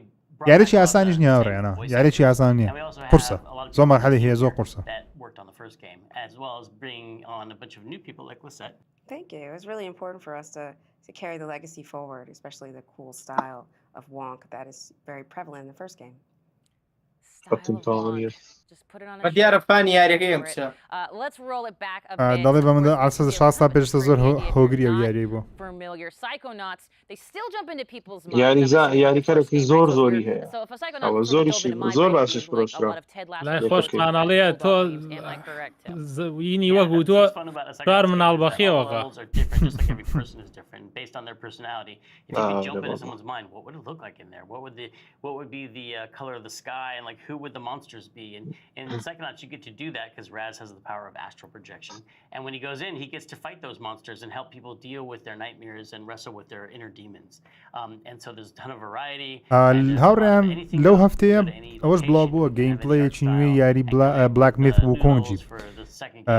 نازانم بینیتانیان نا بەڕاستی عەجیب بوو بەتام دیار بوو زۆر ئەو یاریە زۆر ڕاقی دیارە بلاک میث ووکۆنگ یاریە چینیەکە 12 خولەکەی لێ بڵاو بۆ شتی وان نەبوو بە ئەنریل ئینجن 5 دروستکرا بوو شتی وان نەبوو زۆرم بەدڵ بوو ئەو پاڵەوانی یاریەکانەوە ئەوە وەڵامی سینە بۆ گادە خۆر ئەوە دوو گادەوارێنێ بەخوا زۆر بەخۆ دەرێت بەو ستایلە بێت زۆر بەخۆ دەرێت من لە هەموو جارێوا دەڵێم خەڵکێ دەرێت زۆر تەعینی سین دەکەیت سین ڕێگولیشنێکی زۆر گەورەی دەست پێ کردووە لە جیهان لە هەموو بوارێکدا بەس بابوون بە لە بواری گەیمینگی مابووی شواتەواو تقریبا یعنی ماوەیەکی کەم لە ئاستی کۆمپانی یابانیەکان دەیان بینەوە تەکیدم لەوە ڕوویاریەوە چونکە گەیم ساینس ئەو یاریان کە دروست کرد یەکەمین ترەیلەریان بڵاو کردەوە توانیان کۆمپانیایە بێت ترەیلەری یەکسەر گەیم پلەی بڵاو کاتەوە یەکێک بوو لە پڕبینەرترین ترەیلەرەکانی ئەم ساڵ کە بڵاو کراوە ئەو یاریە و یەکسەر کۆمپانیا گەورەکان لێ نزیککردنەوە بڕوا بکە من ئیمێلەکەم لە بۆ کۆمپانیای سۆنی نار مایکرۆسۆفتی نا هەردووکیان ئەگەر عاقڵن زیرەکی بە هەردووکیانم بۆ نەفسی قسە بڕۆ ئەو کۆمپانیای بیکەی خۆت زەرەر ناکەین گەیم ساینس یعنی ئێستاش ئەو گەیم ساینس دەڵێت ئەوە خەڵکی نوێمان ئەوە کردووە خەڵکی نوێیان ئەوە ڕێکروت کردیە تیمەکەیان گەورە کردووە ئێستا زیاتر لە 30 کەسن یعنی ئەو تیمەی کە ئەوەی دروست دەکە هێڵبلیت هەرەوەندەیە یاریەکەی ئەوە و هەر یەکێکی سینی کێش بزەبت ئێستا زیاد بووە و بەقوترین شتیە من لە هەواڵەکانی دوێنێ پێرە باسم کرد بەقوترین شتیە یەکەمین گەمەیە کە ئەنریل ئێنجن 5 گەیم پلەی بڵاو کاتەوە بە 4K 60 FPS ئافرین کۆمپانیایەکی سینی تازە دەرهاتوو بتوانی کە تا ئێستا هەموو کۆمپانیەکانی تر جێمالێ بۆ دەڵێن پلان یاری دروست دەکەین بە ئەنریل ئێنجن 5 یان ترەیلەرە گیان شتێک بەڵام نەبووە گەیم پلەی بڵاو کاتەوە بە 4K 60 FPS و ئەنریل ئێنجن 5 بەڕاستی ئافرین و گەیم پلەیەکەی بەقووەتە هەز دەکەم یەک مشکلەی دەبی ئەو یاریە تیرۆک هەز دەکەم تیرۆکی پێرفێکت بێگەر نازەحەتە ناتوانن ئێستا ناتوانن گەورەترین مشکلە دەبێت مادەم ئەفسانەیە بە بەودەکاریکی زۆرەوە کراوە گرافیکی زۆر بەرزەگەی پلیشی بەقوتە بەڕای من لە ڕووی ئەفسانەیە و زۆر لە گادووار و هاوشەی گادوواش بەقوترێ پێ زۆر لە هێڵ بڵی دووان بەس ئەزام لە مەبەستەکەی تۆ تێگەم ئەزام مەبەستەکەی تۆ تێگەم لە چیرۆک جێرانەوە لە زۆر یابانی لە چیرۆک جێرانەوە زۆر باش نی یعنی ئەوەیە مشکلەکە ئللا دەبی تیمێکی ئینگلیزیان لەگەڵبی ئینجا دەتوان زۆر بە حەماسی ئەوە ڤۆیس ئاکتەرەکانیان ئەوانە زۆر مهمە لە هەڵبژاردنیەوە کاتێک چیرۆکەکە دەجێڕنەوە یەک کێشەیکەشی هەیە ینی هەستەکەم کەمێکیش لە ڕووینەوە کێشیان هەیە لە ڕووی کارکتەرەکانەوە زۆر جیاواز دەبێت ینی یاریەکی سادە نابێت بۆ سەری زەلامێک بە سەری ئاژەڵێکەوە ئەمە جیازی زۆر دروستەکات تامی هەموو گەیمەرێک نییە خواراکێک نابێت بۆ هەموو گەیمەرێک بۆ هەموو گەیمەرێک تامی خۆی نادا ئەوانەش کێشن ئەوانە کێشەی گەورن زۆر گەورن بۆی کاریەک زۆر بەناوبانگ نەبێت لەگەڵ قسەی مامەزاناشم بەڵام یەک شت هەیە ئەگەر بیانەوێت سەرکەوتوو بیە و یاریە لە ئاستی لاسۆڤەز گادۆڤوار یاریە سەرکێشەکان ئەساسن ئەوانە بمینێتەوە وەکمامەزانەوەتی دەبیت چێڕۆکەکەی وا لێ بکەن تۆ کارکتەرەکان بناسی بزانی هۆکاریان چ ئینجا شەڕیان لەگە بکەیت ئەگەر تاسمێنێک گەیم پلەیت باڕاقیبی بەڵام مەسەلەنە لە گادۆڤواری ئەتوشەڕ لەگەڵ زیوسی دەکەی کە یەک گەورەترین بۆس فایتەر ناویارەکەی تۆ باگراوند تێ لەگە زیوسی ئینجا تام و چێژ لە شەڕەکەی دەبینی نەک ئەتو تەنیا بە شەڕ بکەی ئەژدیهاکان ئەژدیهای گەورەکە لە بیدایەتی یاری گادۆڤواری ئەژدیهایەکی گەورە دەبینی دەفڕی بەسەرتە حەزت دێ بچێ بەرامبەری چیرۆکەکی هەیە لەگەڵ باڵدووری لێ حەز دێ شەڕی لەگەڵ بکەی ئەگەر ئەوشتانە بە تەواوەتی بینن بێگومان لۆ یاریشی زۆر ڕاقی دەدەچی بەڵام ئەگەر تەنیا گەیمپڵی ڕاقی بی چیرۆکە زۆر گرنگی پێ نەدرێ مامەزانەوەتی گەیمەر باسی ناکە لە پاشان نافتە قسە لە پاشان ڤیددیۆی زۆر دروست ناکرێت لە پاشان یوتیوبەرەکان شتەکان شی ناکەنەوە لە پاشان تەنیا یاریشی جوان بوو کردمان و خواافز ئەوەیە ما هەستم کردیە کۆمپانیا سینیەکان ئێستا لەو ئاستانەکە بەس گەیم پلەیان بەقوتە نە سینەماتیکی بەقوتیان هەیە تەماشا سۆڵ ئەسایدیکە ینی سۆڵ ئەساید دێڤڵ مەیکرایەکە لەخۆی ئەویش هەر ئیوانە ئەویش هەر کۆمپانیایەکی سینیە کە زۆر سەرکەوت و تایبەتە بە پلیستیشن وابزانم ئەویان لە کۆنفرانسەکەی سین پیشانیدا و یاریکتریش ئەو ڕۆژەکە بڵاو کراوە عینن لەسەر دارەکان دەوەشت نازم ئەویان لە ئاستی وانە نییە لە ئاستی سۆڵ ئەساید و ئەوەی نییە بەڵام هەز دەکەم دارێ بەس گەیم پلەیە بەس شتێکی کەشەیە ینی ئەو مۆکی ئەو وو کۆنگا لە ترێلەرەکە گەیم پلەیەکە 10 دقەیە نزیکەی سێچار بۆست دۆدێ ینی نازانم مۆزۆ چییە ئەوە دەیانەوێت بەس تەنیا مەبەستیان ئەوە بوو مەبەستیان ئەوە بوو کە بڵێن یاریەکەمان زۆر زەبەلاح و گەورە و فراوانە بەڵام تاوەکو ئێستا نەمان بینی بزانین ڤۆز ئاکتەرەکەت کیە کووە چیرۆکە بزەبەر لەسەر چیە تەنیا دەڵێن مەیمونە چی مەیمونەکە لە ئەفسانەی مەیمونەکانی سینی گەشتێک لە بۆ ڕۆژاوا دەکات ئەو نێمونە سەر بخینتەوە لەناو ئەفسانەی چینیەکەی کە گەشت لە ڕۆژاوا بکە مەمانای ئەوەی دێ لە خاک و نەتەوەی خۆی دوورکەتیتەوە دەیەوێ بستە شوێنەچی نوێ سینە قسەیە معنای نا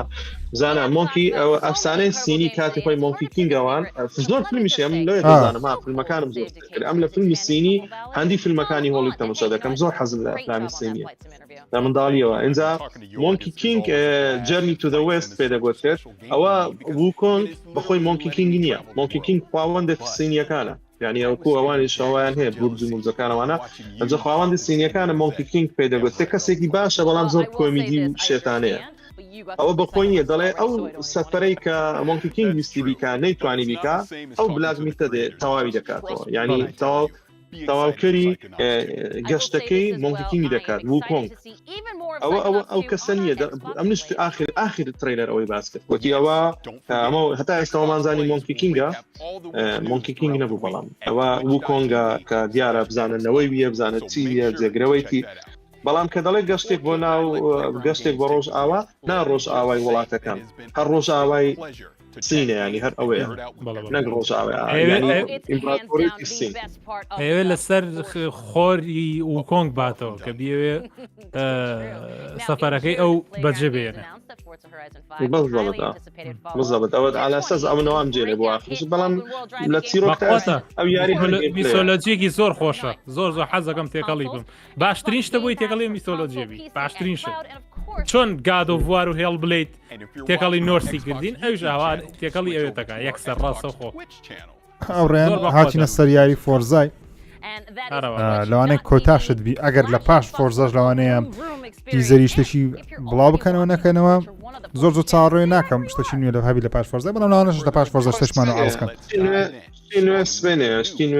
سبێنە دوو وڵد پریمێر هەیە بەلایەنی کەم باوەڕ ناکەم ئەوانی زۆر زۆر گەورە مامەزانە سۆنی تێدا نییە هەیە و نییە لەوانێت ترێلەرێکی ئێلدن ڕینجی ببینین یان گەیمپڵی ببینین چکە یاریەکە زۆری نمای بڵاو بێتە 5 مانگمەیە 5 مانگمە تەقریبا 5 مانگمەیە هیچ شتێکی نوێ ئەکسبۆکسیش نابینین سبێنە یاکیت بن لەوەی هەیە و نییە یەک دوو یاریە کە لەوانێ مانگی دووسێ یان ئیدیتشنی فۆرزایەوە ئەوەی دشتنی فۆرزایە پێم وایە سبێنەیە ڕێیان بەس ئەوەی دەبینین کال ئۆف دیوتی ڤانگارد گەیمپڵەی زیاتر دەبینین باتڵفیڵدی نوێ سبێنە لەوانەیە ببینین نەک بەوانەیە سەڵسە دەبینین من هەز دەکەم سۆنیکەکی نوێ سەر هەڵدا لەم نزیکانە سێگا بەشداری کردیەوە کۆنامی بەشداری کردیەوە کۆمپانیا ئابانیەکانش لەوانەیەشتیان پێبی کاپکۆم شتێکی وانە بەڵام ئینشاڵڵا باسی دیLC ڕزنگلی دەکات بەس هەز دەکەمەوە لە تۆکێ گەیم شۆوە هەز دەکەمەوە لە هەندێک چونکە دیLC ڕزنگلی پێویستە ئێستا حرەکەیەکی بکە بۆ ئەوی پاڵی پێوەنە یاریەکەی زیاتر بفرۆشی کاپکۆم و تەبیعاتی هەیە بۆ فرۆشتنی یاریەکە Charlie here, and I'm at Playground Playground Games with Forza Forza Horizon creative director Mike Brown and Forza Horizon art director Don Arceta. Hello, everybody. Hey, Charlie. How cool is this? That is stunning. Look at اوكي او كنترولرك تقريبا اول شيء كم باستيش كم باك جراوند يعني ناو كنترولرك توزك دبيني بلا ما بزاني بلاي زور بو انا ناو كده زور And there's so much we do want to show the fans, and it's quite difficult to decide where to start. So can you maybe tell us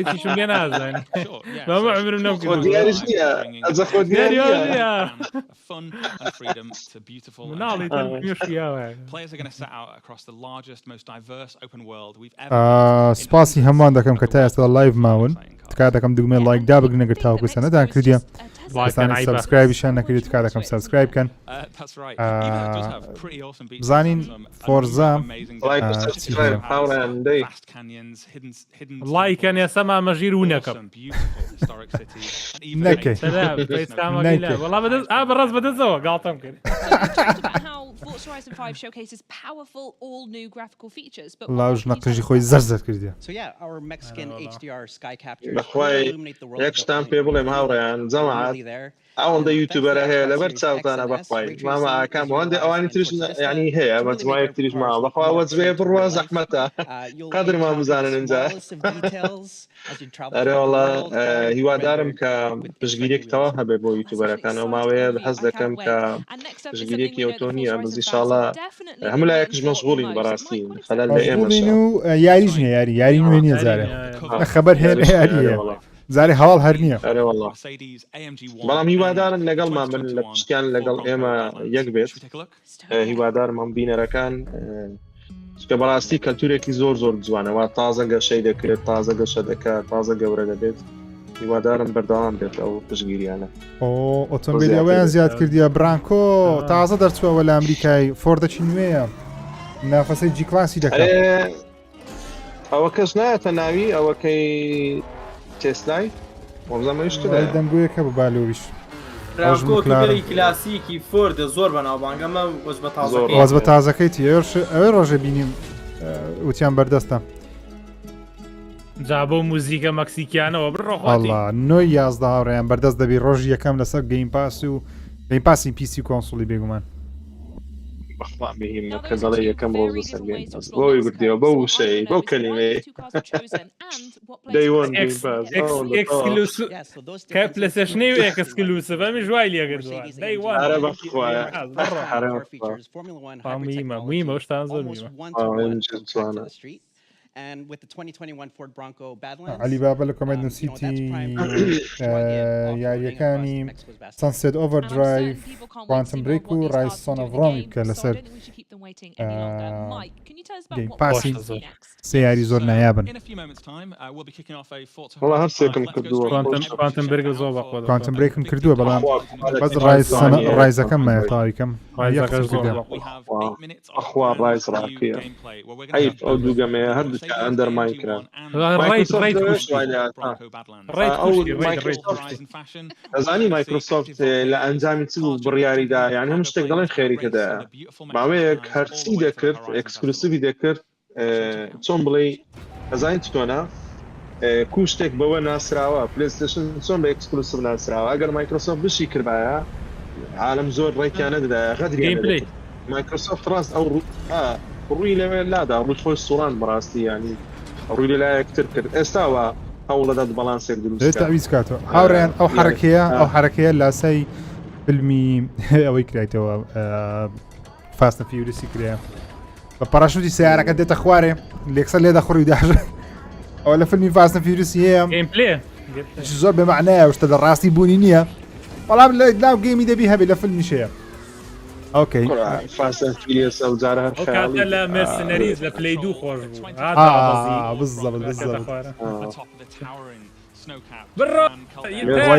ويلو كشي هاوري انا وكشو هوايا دورو بشتي همي بركانه زور راقيه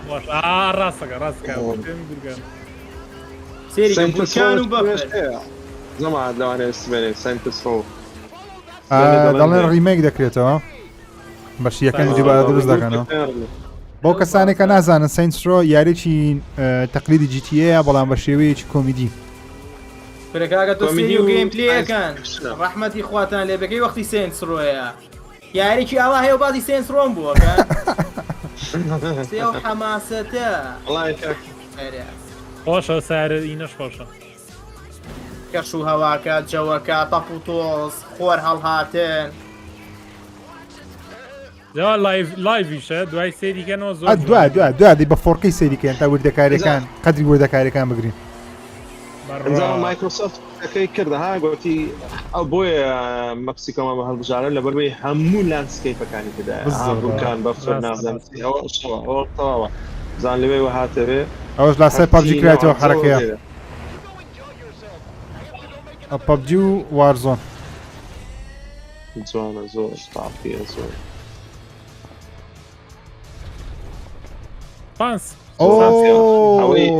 هاوڕێیان ئەو بزانم دەڵێن دەنگۆیەکە بوو تیان مۆدی باتر ڕۆیال زیاد دەکەن لە بۆی فۆرزا 5 هەست دەکەم سەبسەس باتر ڕۆیالەکە زۆر لە وارزۆن ئەوانە دەچی بەڵام وەکو شەڕ سیارەش نابیت Corvette Stingray tearing up the asphalt towards a لا dust بەشی storm. چوارەکە هەیە ئەلە بەش چارەکە هی بوو بەڵام بەو شێوازە نەبوو بەسەر شەڵ سیارە بیتن دەبا شتێکی وەکو ڤجیلانت هەشتی دروستکەنەوە یعنی قابلت چیە بە قورعان دنیا زۆر پێویستی بەوەیە ئێستا گەیمر ڤجیلانت ATPS1 ها شەڕە سیارەکە وەرزە دانیشی بە دیاریشیەوە سەیری کەی کەمە هەنە خۆ یاری پێ بکەیت ئەنجا خۆ یارمەتی بە یەک زنجیرەم بۆ داناوە لە کەناڵ بۆ فۆرزای 5 ئەحبرا خۆڵبارینیشی تایە هەڵا ساندەگاو خۆڵبارینەکە هاو تایبەتە برا ڕخۆی پیاغاوە مەجبورە بڕۆ ئەو خۆی یانەڕۆ لەو خۆڵبارینە بۆ هەولێر بۆ ڕانکاریەکە بۆ ڕانکاریە لە یاری ئەوە جیاوازی وتی ئەو شتانی تدا ئەوە ستۆرم چیس پێ دەگوترێت ئەوڕە لە هەولێرە جەوە هابوو ئەی سیاری وای لێ بووە نابەخوات بریا لێ ئەمەیان یا ئەڵڵا ئەڵڵا ئەم چاوەڕوانکردنە تا حەدێ مستەحق بوو ئارەوەڵا ئارەوەڵا فلامینگۆ ئەکسەر هەر جەوی مەکسیکی دەکرێتەوە ئەوە گیر بوو بە قورعان جەنگڵ بڕ لە ناو جەنگڵ و تەرتیبە تەندەری تیا تەندەر تۆسێ و پۆرشە نازدارە کراوە بەڕاڵی لەوە بڕێ خۆبەی بەینێگا فلامینگویەکە هەڵام مەعیدەی دەرێنی ناڵەوە بۆ ئەوەی داناوە ساحیبەی لە پشتۆ داناوە ئەوە تایبەتە بۆ جۆرە بۆ جۆرە چۆندەلا مەچینەکە تانە تەختەوە گەرم نەبێت ئەنجا ئەم سیارانە بە تایبەتی و پانکانیان لە پشتوەیە دەرچوونیان زۆر زیایە لە فۆرزا هۆرایزن فۆردی فۆکسیتیا بوو ئالەمنەوە زۆر خێرا بوو گیان لەو کەش جاوە تۆ زێ گەیمپلێگەشی قورسەکە و ناو قوڕ و لیتا تاکی فیزیایی باشە هەرێگە چون بەینەکەەوە لێم خوڕیام سارە نزمە تەختەکان کردم بە قوڕەکە باش شەرم ناڕووی مەمنەوە باش یاریەکان هەر لێ نەگوژانیتە دەوانێت خواوەچی لەوەی سێری و ڤیددیۆی کردبێ بێزارترین ڤیددیوە شاڵاو گەیمینگ زۆر بەخێر بێ عەلەیکە سەلام عەزاوی نەفسیەوە مامە شاڵاو بەخێر ئارەوەڵا ئەوە خۆشەوی نانە ئەو قڕانە ئەگاو لەو تیارەیە جەوێکی جەنگڵی زۆر جوان مامەشی کردو دیاری و کردو پێشتر فۆرزا ئایچین فۆرزا چوارم ئێستاش دەیکەم یەک دوو ڤیددیۆم بینی زۆری کەیت بەخوای تقریبا نیوەم کردووە نیوەی مشنەکانم تەواو کردووە ئەرکە سەرچەکان زۆر خۆشە بەلام کە چاڵەنج وشتی جیازی بێ ئەدی چاڵەنجەکانیش زۆر خۆشە هەندە چاڵەنجی هەیە تایبەتە بەخۆی من خۆم دروستیەکەم نەگۆ چاڵەنجای نادیە خۆ دروستیەکەی یعنی سیارەیە کەستم کەی بۆ جوێ کە هی ئەو جوە نەبێ خۆشەوە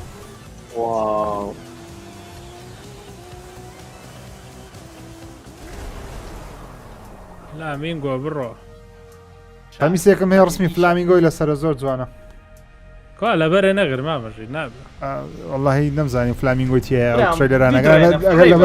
لەبەرمان کرد ئاواتە ئەمە هۆرایزنە ئەمە هۆرایزنە برێت من ئەمە بردبووە ناو قوڕاوەکەەوە ئەو دەستەوە ناو تیارەکەش یان سیارەشکە دێ سیارەشکە دێ ئەوزارە بێ پەڕۆش باسییان ماسییان کرد بە تایبەتی سێری و کەناردەی سی هەموو جۆ جیاوازە لم و بورکان و بەفر و دارستان و بەقوتە ئەم جویان زۆر بەقوتە زۆر خۆشە خۆبەی بەو شاخەیە خاڵە ئەو یەکەم جارە ئۆتۆمبیلێکی هایبەرکاری مارسیدیز ببینم باسی کردە بە تایبەتی بزان مارسی سوپەرکاری هەیە بەڵام ئەو جۆرە هایپەرکاردانە یەکەم جارە بینم گەڕ و سوگان ئەکلێرانی هەیە شتی هەیە مارسیس نا بەستمە لۆگۆی مارسیسی لەسەر بین نانام بەسیە لەم مارسیس خۆی بێ خۆی بێ هەر سیاری ماسی لەم جۆرانە ناچیان بزەبت کە خۆیان لە گژی کارن یدی یاری سیاری گرانبەهانە زۆ ئیشی بۆ نییە لەم جۆران دروستکە کەشێکی زۆر جوانە بزەبت ئەم سەوزایت هەیە ئەم چیات هەیە ئەم ئاوت هەیە ئەم دەریات هەیە ئەم سەحراشتێ لە هەماکە هەموو دزەوەکات هەیە ئەوە سیارێ برا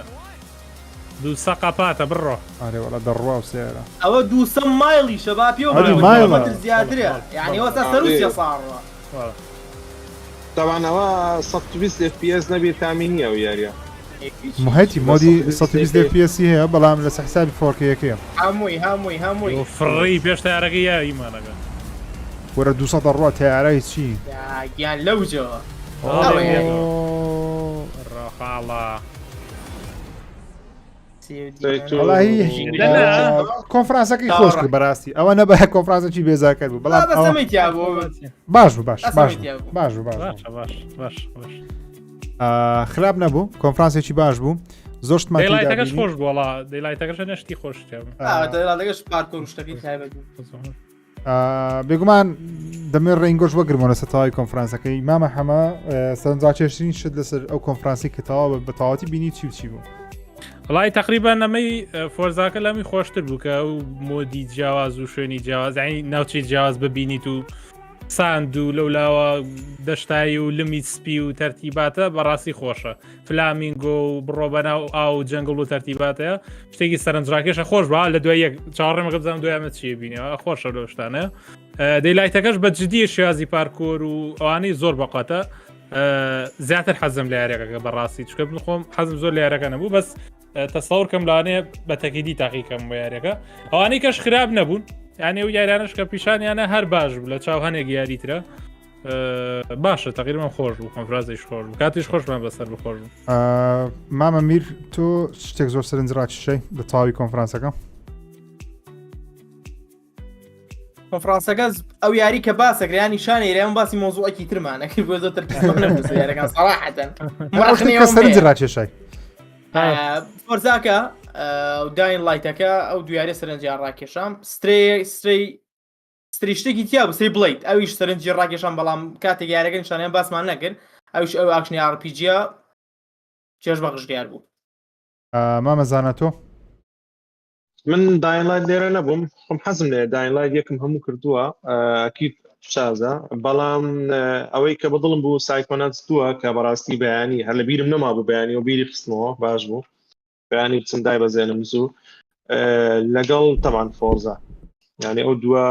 بۆ وەکو چاوەڕوانکردنی شتێکی نوێ چاوەڕم نەدەکرد بەڕاستی چونکە وازح بوو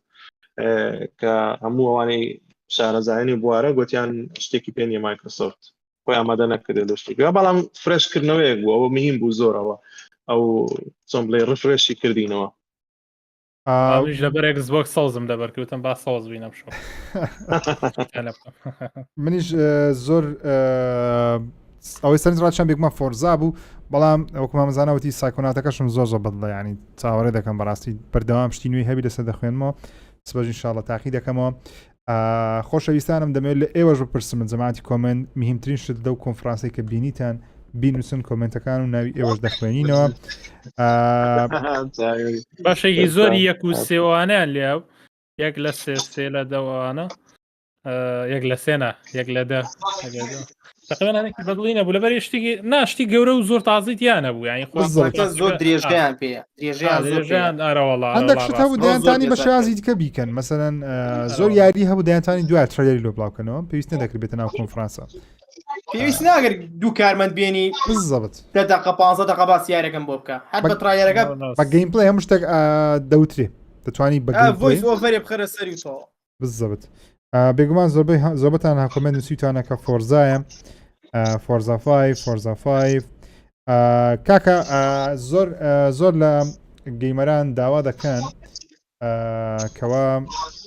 باسی ئەوەش بکەین بلاک میث ووکۆنگ ئینشاءالله من ڤیدیۆیەکەم حازرە مامە حەمە ئامادەیە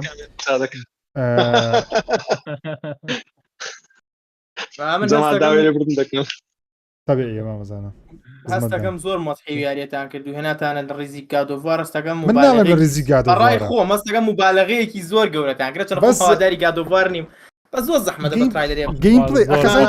ئەمە گەیم پڵێکی وا دیارە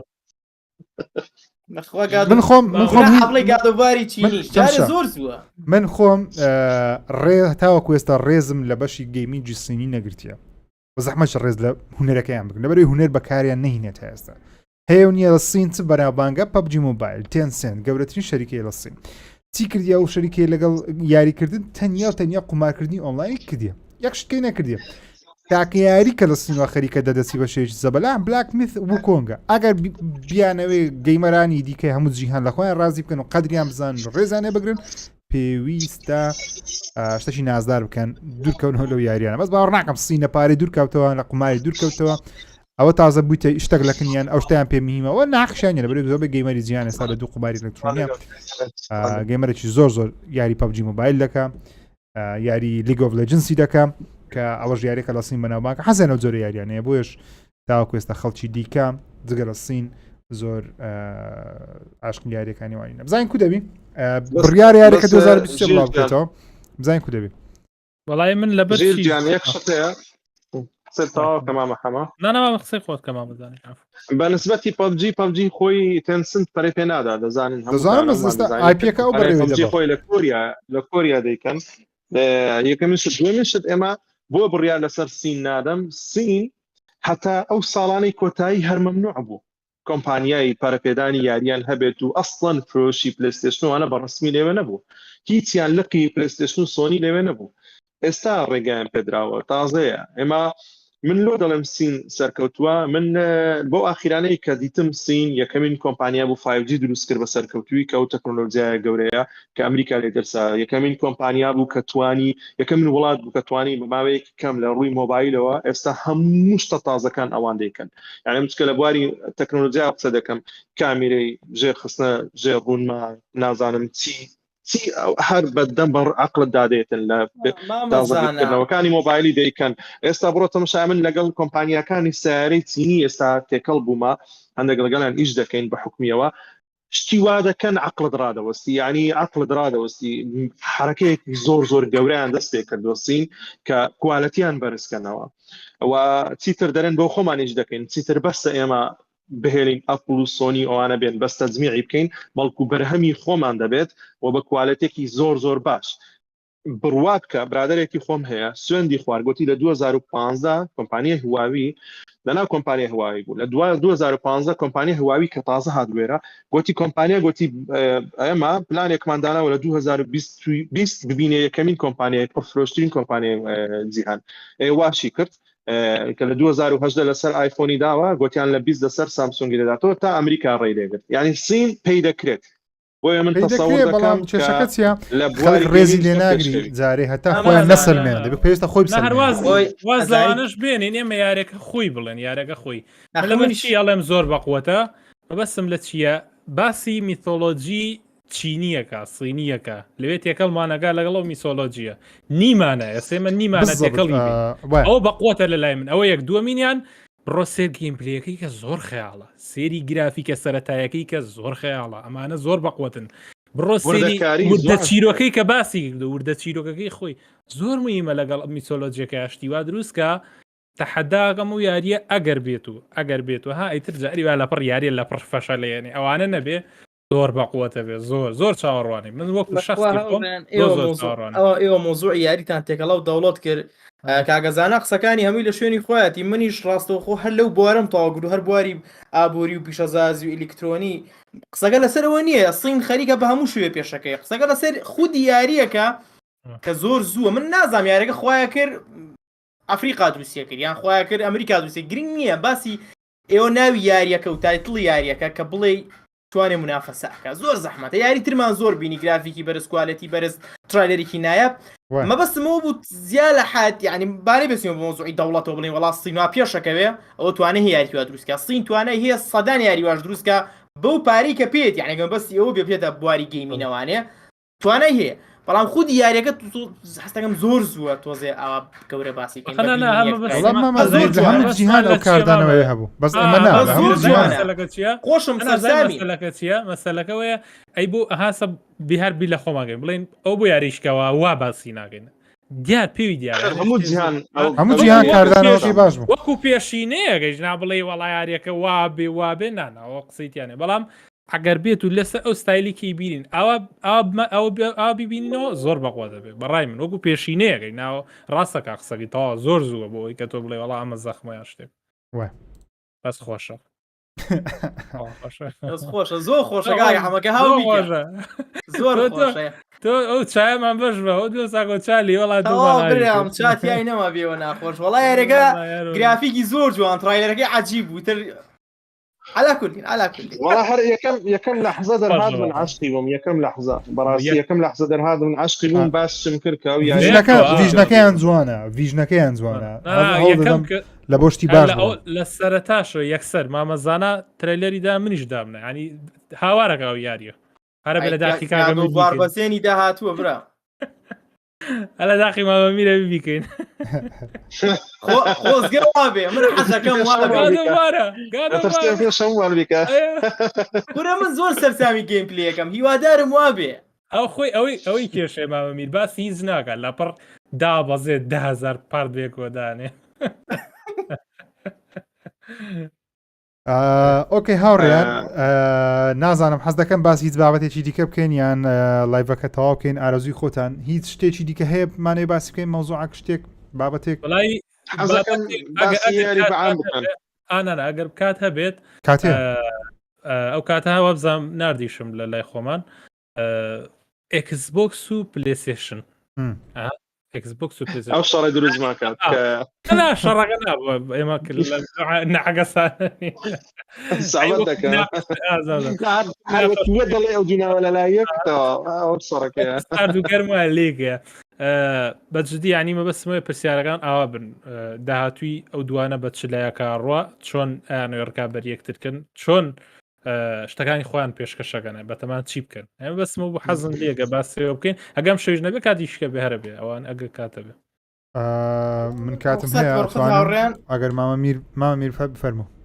وەڵاو بابەتە خۆشە بەس هەستەکەمەوە بە تایبەتیە دانیشین چایەکی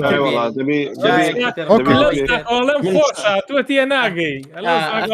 ئەڵێ قڕێنەڵم خۆشە تێ نەگەیشتی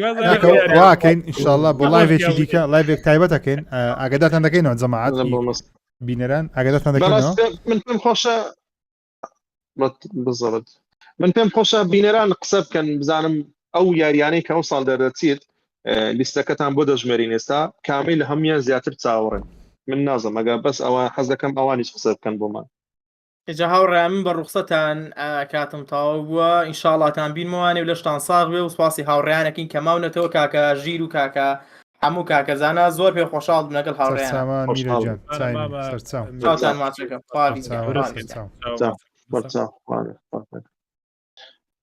نازم ئێوە ڕاتان چیا هاوڕێیان زۆرترین یاری کە چاوەڕێ دەکەن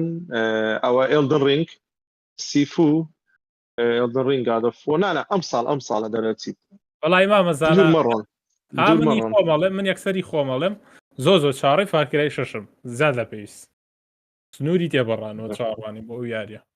هەرێکەوەی چاڕوانی یاری خۆی بڵێ هاوڕیان جیکێ شەشنا ئەو ساڵە دەرەچیت فۆرزا و لە Call of Duty ولا Battlefield ولا Far Cry ويانزوانه من زۆر چاوەڕوانی یاری جگە لە فۆرزای کورت ناویچی بوو کینا بزڵبت کینا هەروە هەیلۆش پێم وایە شتێکی تایبەت دەبی حەز نە باتلفیلدی نوێشە بەڵام وەکو یاری چیرۆکی گەورە لەبەرەوە یاریی گەورەمان نییە و ساڵ زۆر زەبەلا لاسی گادڤار و لاستەڤەس و تەنیا هەیلۆمان هەیە ئەویش هەیلۆش نازانم کو دەبی مەڵتی پلێرەکەی خۆش دیارە بەڵام هەیلۆ ئەم عەشقیمە هەموو ستۆریەکانی عەشقیمە هەر ئەکیدم زۆر حەز دەکەم چاوەڕوانی فارکرای بکەم بەڵام فارکرای گرافیکەکەی تاوەکو ئێستا بەدڵم نەبووە تاوەکو ئێستا فارکرای 6 حەز دەکەم یوبیسۆفت یان پەلی لەوێ یاری دەکەم یان چای دەکە ئینشاءالله نازانم حەز دەکەم زۆرم حەزە فارکرای هیوادارم ئەو بەشە نوێیە کە دێ گرافیکەکەی جوانتر بی لەبەرەوەی یاریەکانی پێشوو گرافیکیان زۆر جوانترە لەو ترایلەرانی کە لە بۆ 6 بڵاوکرێتەوە پێم سەیرە بەڕاستی پێم سەیرە حالیان من چوارەکەم هەستەکەم گرافیکی زۆر ڕاقیمە کە زۆر کۆنیشە زۆر کۆنیشە سەر زۆر جوانتر زۆر جوانترەوە چواریش دەکەم ینی ڕاستەکە بۆ ئەویان زۆر پێویستە بزانین چییە بێت لەسەروان وەینیش باتلفیلدش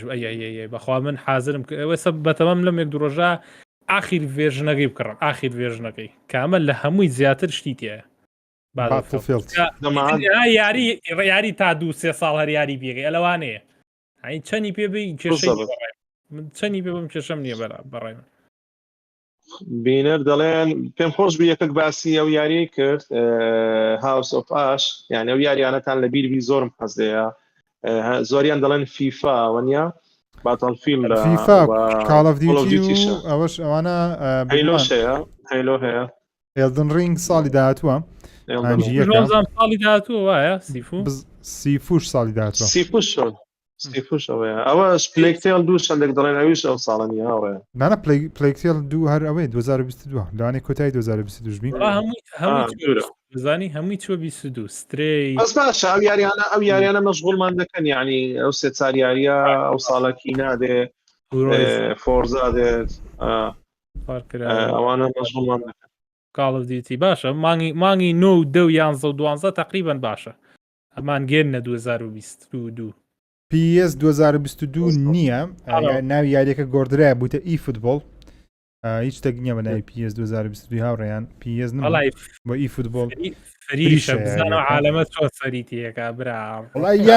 یان تەسیرێکی زۆر لە فیفای دەکا یان شکست دێنی هەر ئەو دوو شتێ مام ناوەندی تێدانیە بێنێ کۆتایی پێدەوە یاریکردنە بەئاگر فری بێ و شکست بێنێ هەرە ئەکوژێتەوە بەس بەخوا فیفا کەم بەس کێشەکەوەیە لە مۆبایلیش بەردەستە عالم حەزی لە شتی فریە وەڵای عالم حەزی لە شتی لە مۆبایلیش بەردەستە و بەیەکیشەوە توان وازەم یاریکردنی زۆر زۆر مشکیلەوە هەر زۆر بەقوتە بێەوە ئێستا من ئاگادارم پلەیستێشنی دەکڕی لە بۆ ماڵەوە پارەی لە ماڵەوە پارەی بەس کۆنسۆڵەکەی پێدەن یان ئەکسبۆکسیان پلەیستێشن اینجا دەچیت یاریە تازە بەلاشەکاندا دەبەزێنی ئەوە فۆرتنایتە ئەوە نازم یاری و خۆڕاییەکان اینجا ئەگەر ئەوە PS بێتە نێوانەوانە خەڵکێکی زۆر بەس کۆنسۆڵەکە هەیە پارە بێتە ناوانە هەموو دای دەبەزێن کە دای بەزان یاری پێ دەکات تەبان لەگەڵ ڕەفیقەکانی کە یاری پێکرا و قازانجی کۆمپانیا لەوەیە پۆلی شەشەکان چیتان کرد ڕۆڵە دەرچوون دەرنەچوون بەڵێ بۆ PS4 دێت کاکە ئی فوتبۆڵ ساڵی داهاتووش دێت تۆپانێ دێ 3 ساڵان دێت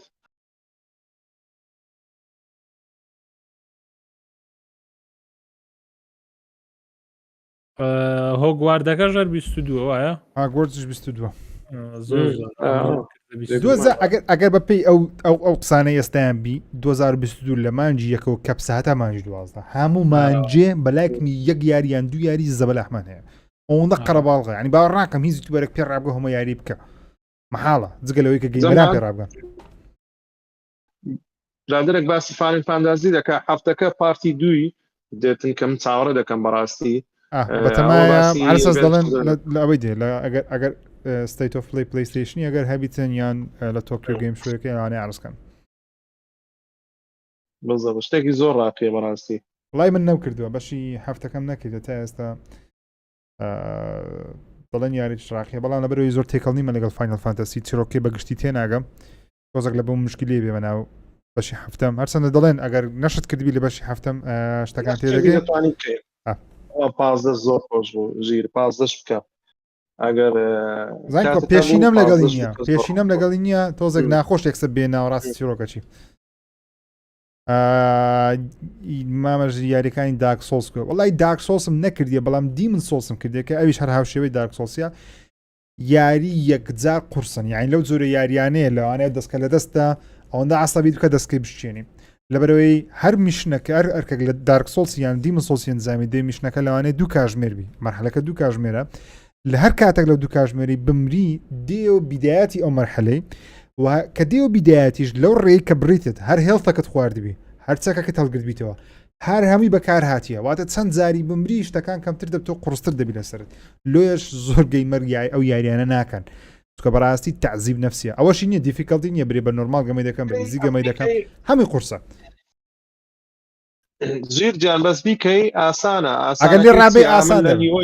لە نیوەی ئەمە لە نیۆم کرد بەس نیوە ئەمە حەزم لێ نییە لە بەروەی نییە کە قورسە لە بەروەی ڕقم لە جەوەکە دەبێتەوە سێ یاری هەیە ڕقم لێ دەبێتەوە زۆر محاوەڵم کرد لەگە دارک سۆڵ زۆر باش ڕۆشتم دڵم بە جەوەکەی تێک دەچی ئێستا نیۆ هەندیوان قورسە سێکیرۆ هەندیوان قورسە حەزم لێ کردم بەڵام دارک سۆڵ و دیمە سۆڵ قەڵم بە جەوەکە تێک دەچێت ئینجا نازم ئێلدە ڕینگ باشە بەوان ناچێت زۆر بلوت بۆرنەکە باشە مامەزانە بڵەت بۆ هەلو ستایلێ هەلو ستایلێ جەماعەتی فڕۆم سافتوێر هەموو قورسەکەی ئەوەیە ئەوە لە باتی وە یاریەکی ئۆپن وۆرد بکەی ماپەکەی زۆر گەورەیە هەمان کاتت پێدا یاریەکی گچوو هەیە بەس هەمان کاتی دەوێت لە بەروەی مردنی و دێەوە دەمری و دێەوە ئەوەیە دەستی شت ڕادێ مەحاڵە ینی هەموو کەس پێ دەکرێت ئەگەر زۆر بیکە ینی من دەناسم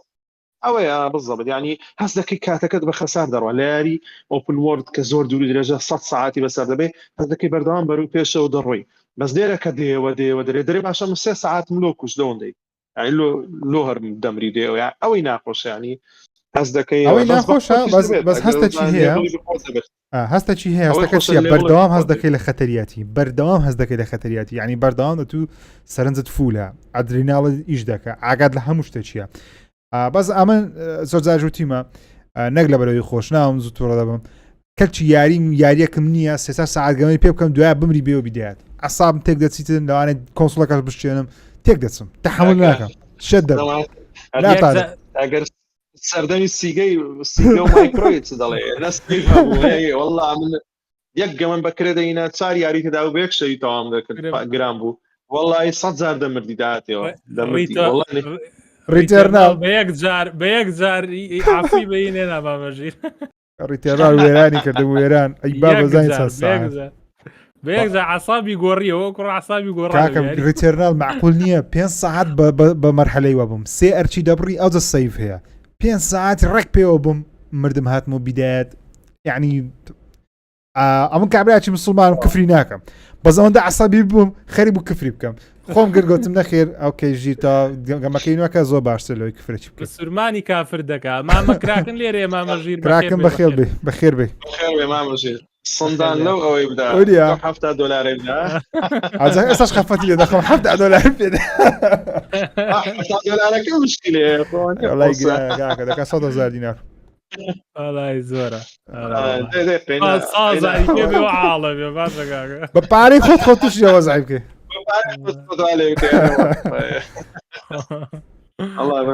ئەڵێ ئەوە مەحەمە لەبەر تۆ لەبەر ئێوە سێ ڤیدیۆکانمەکردن 4 سفرم بۆ هاتوێتەوە باشە گاگە دەوەرەدەی ئەمە ڤیدیۆماندانە دەنا دەمانگۆ با بخینن دا سعی هەمومان یەک هەفتە زیاد 2 هەفتە زیاتر ڤیدیۆماندارەنە ئارە بەخوا چی بکەین کاکە ئاوایە جەوەکەی عالی بابا گەیمانەوە دڵی مامەکراکەن ڕزندی فڵیە کرد مامە ئاگاو لێ بوو وەڵاوەت پێکەوە بە تەمای پارتی کۆتایی بکەینەرە کاک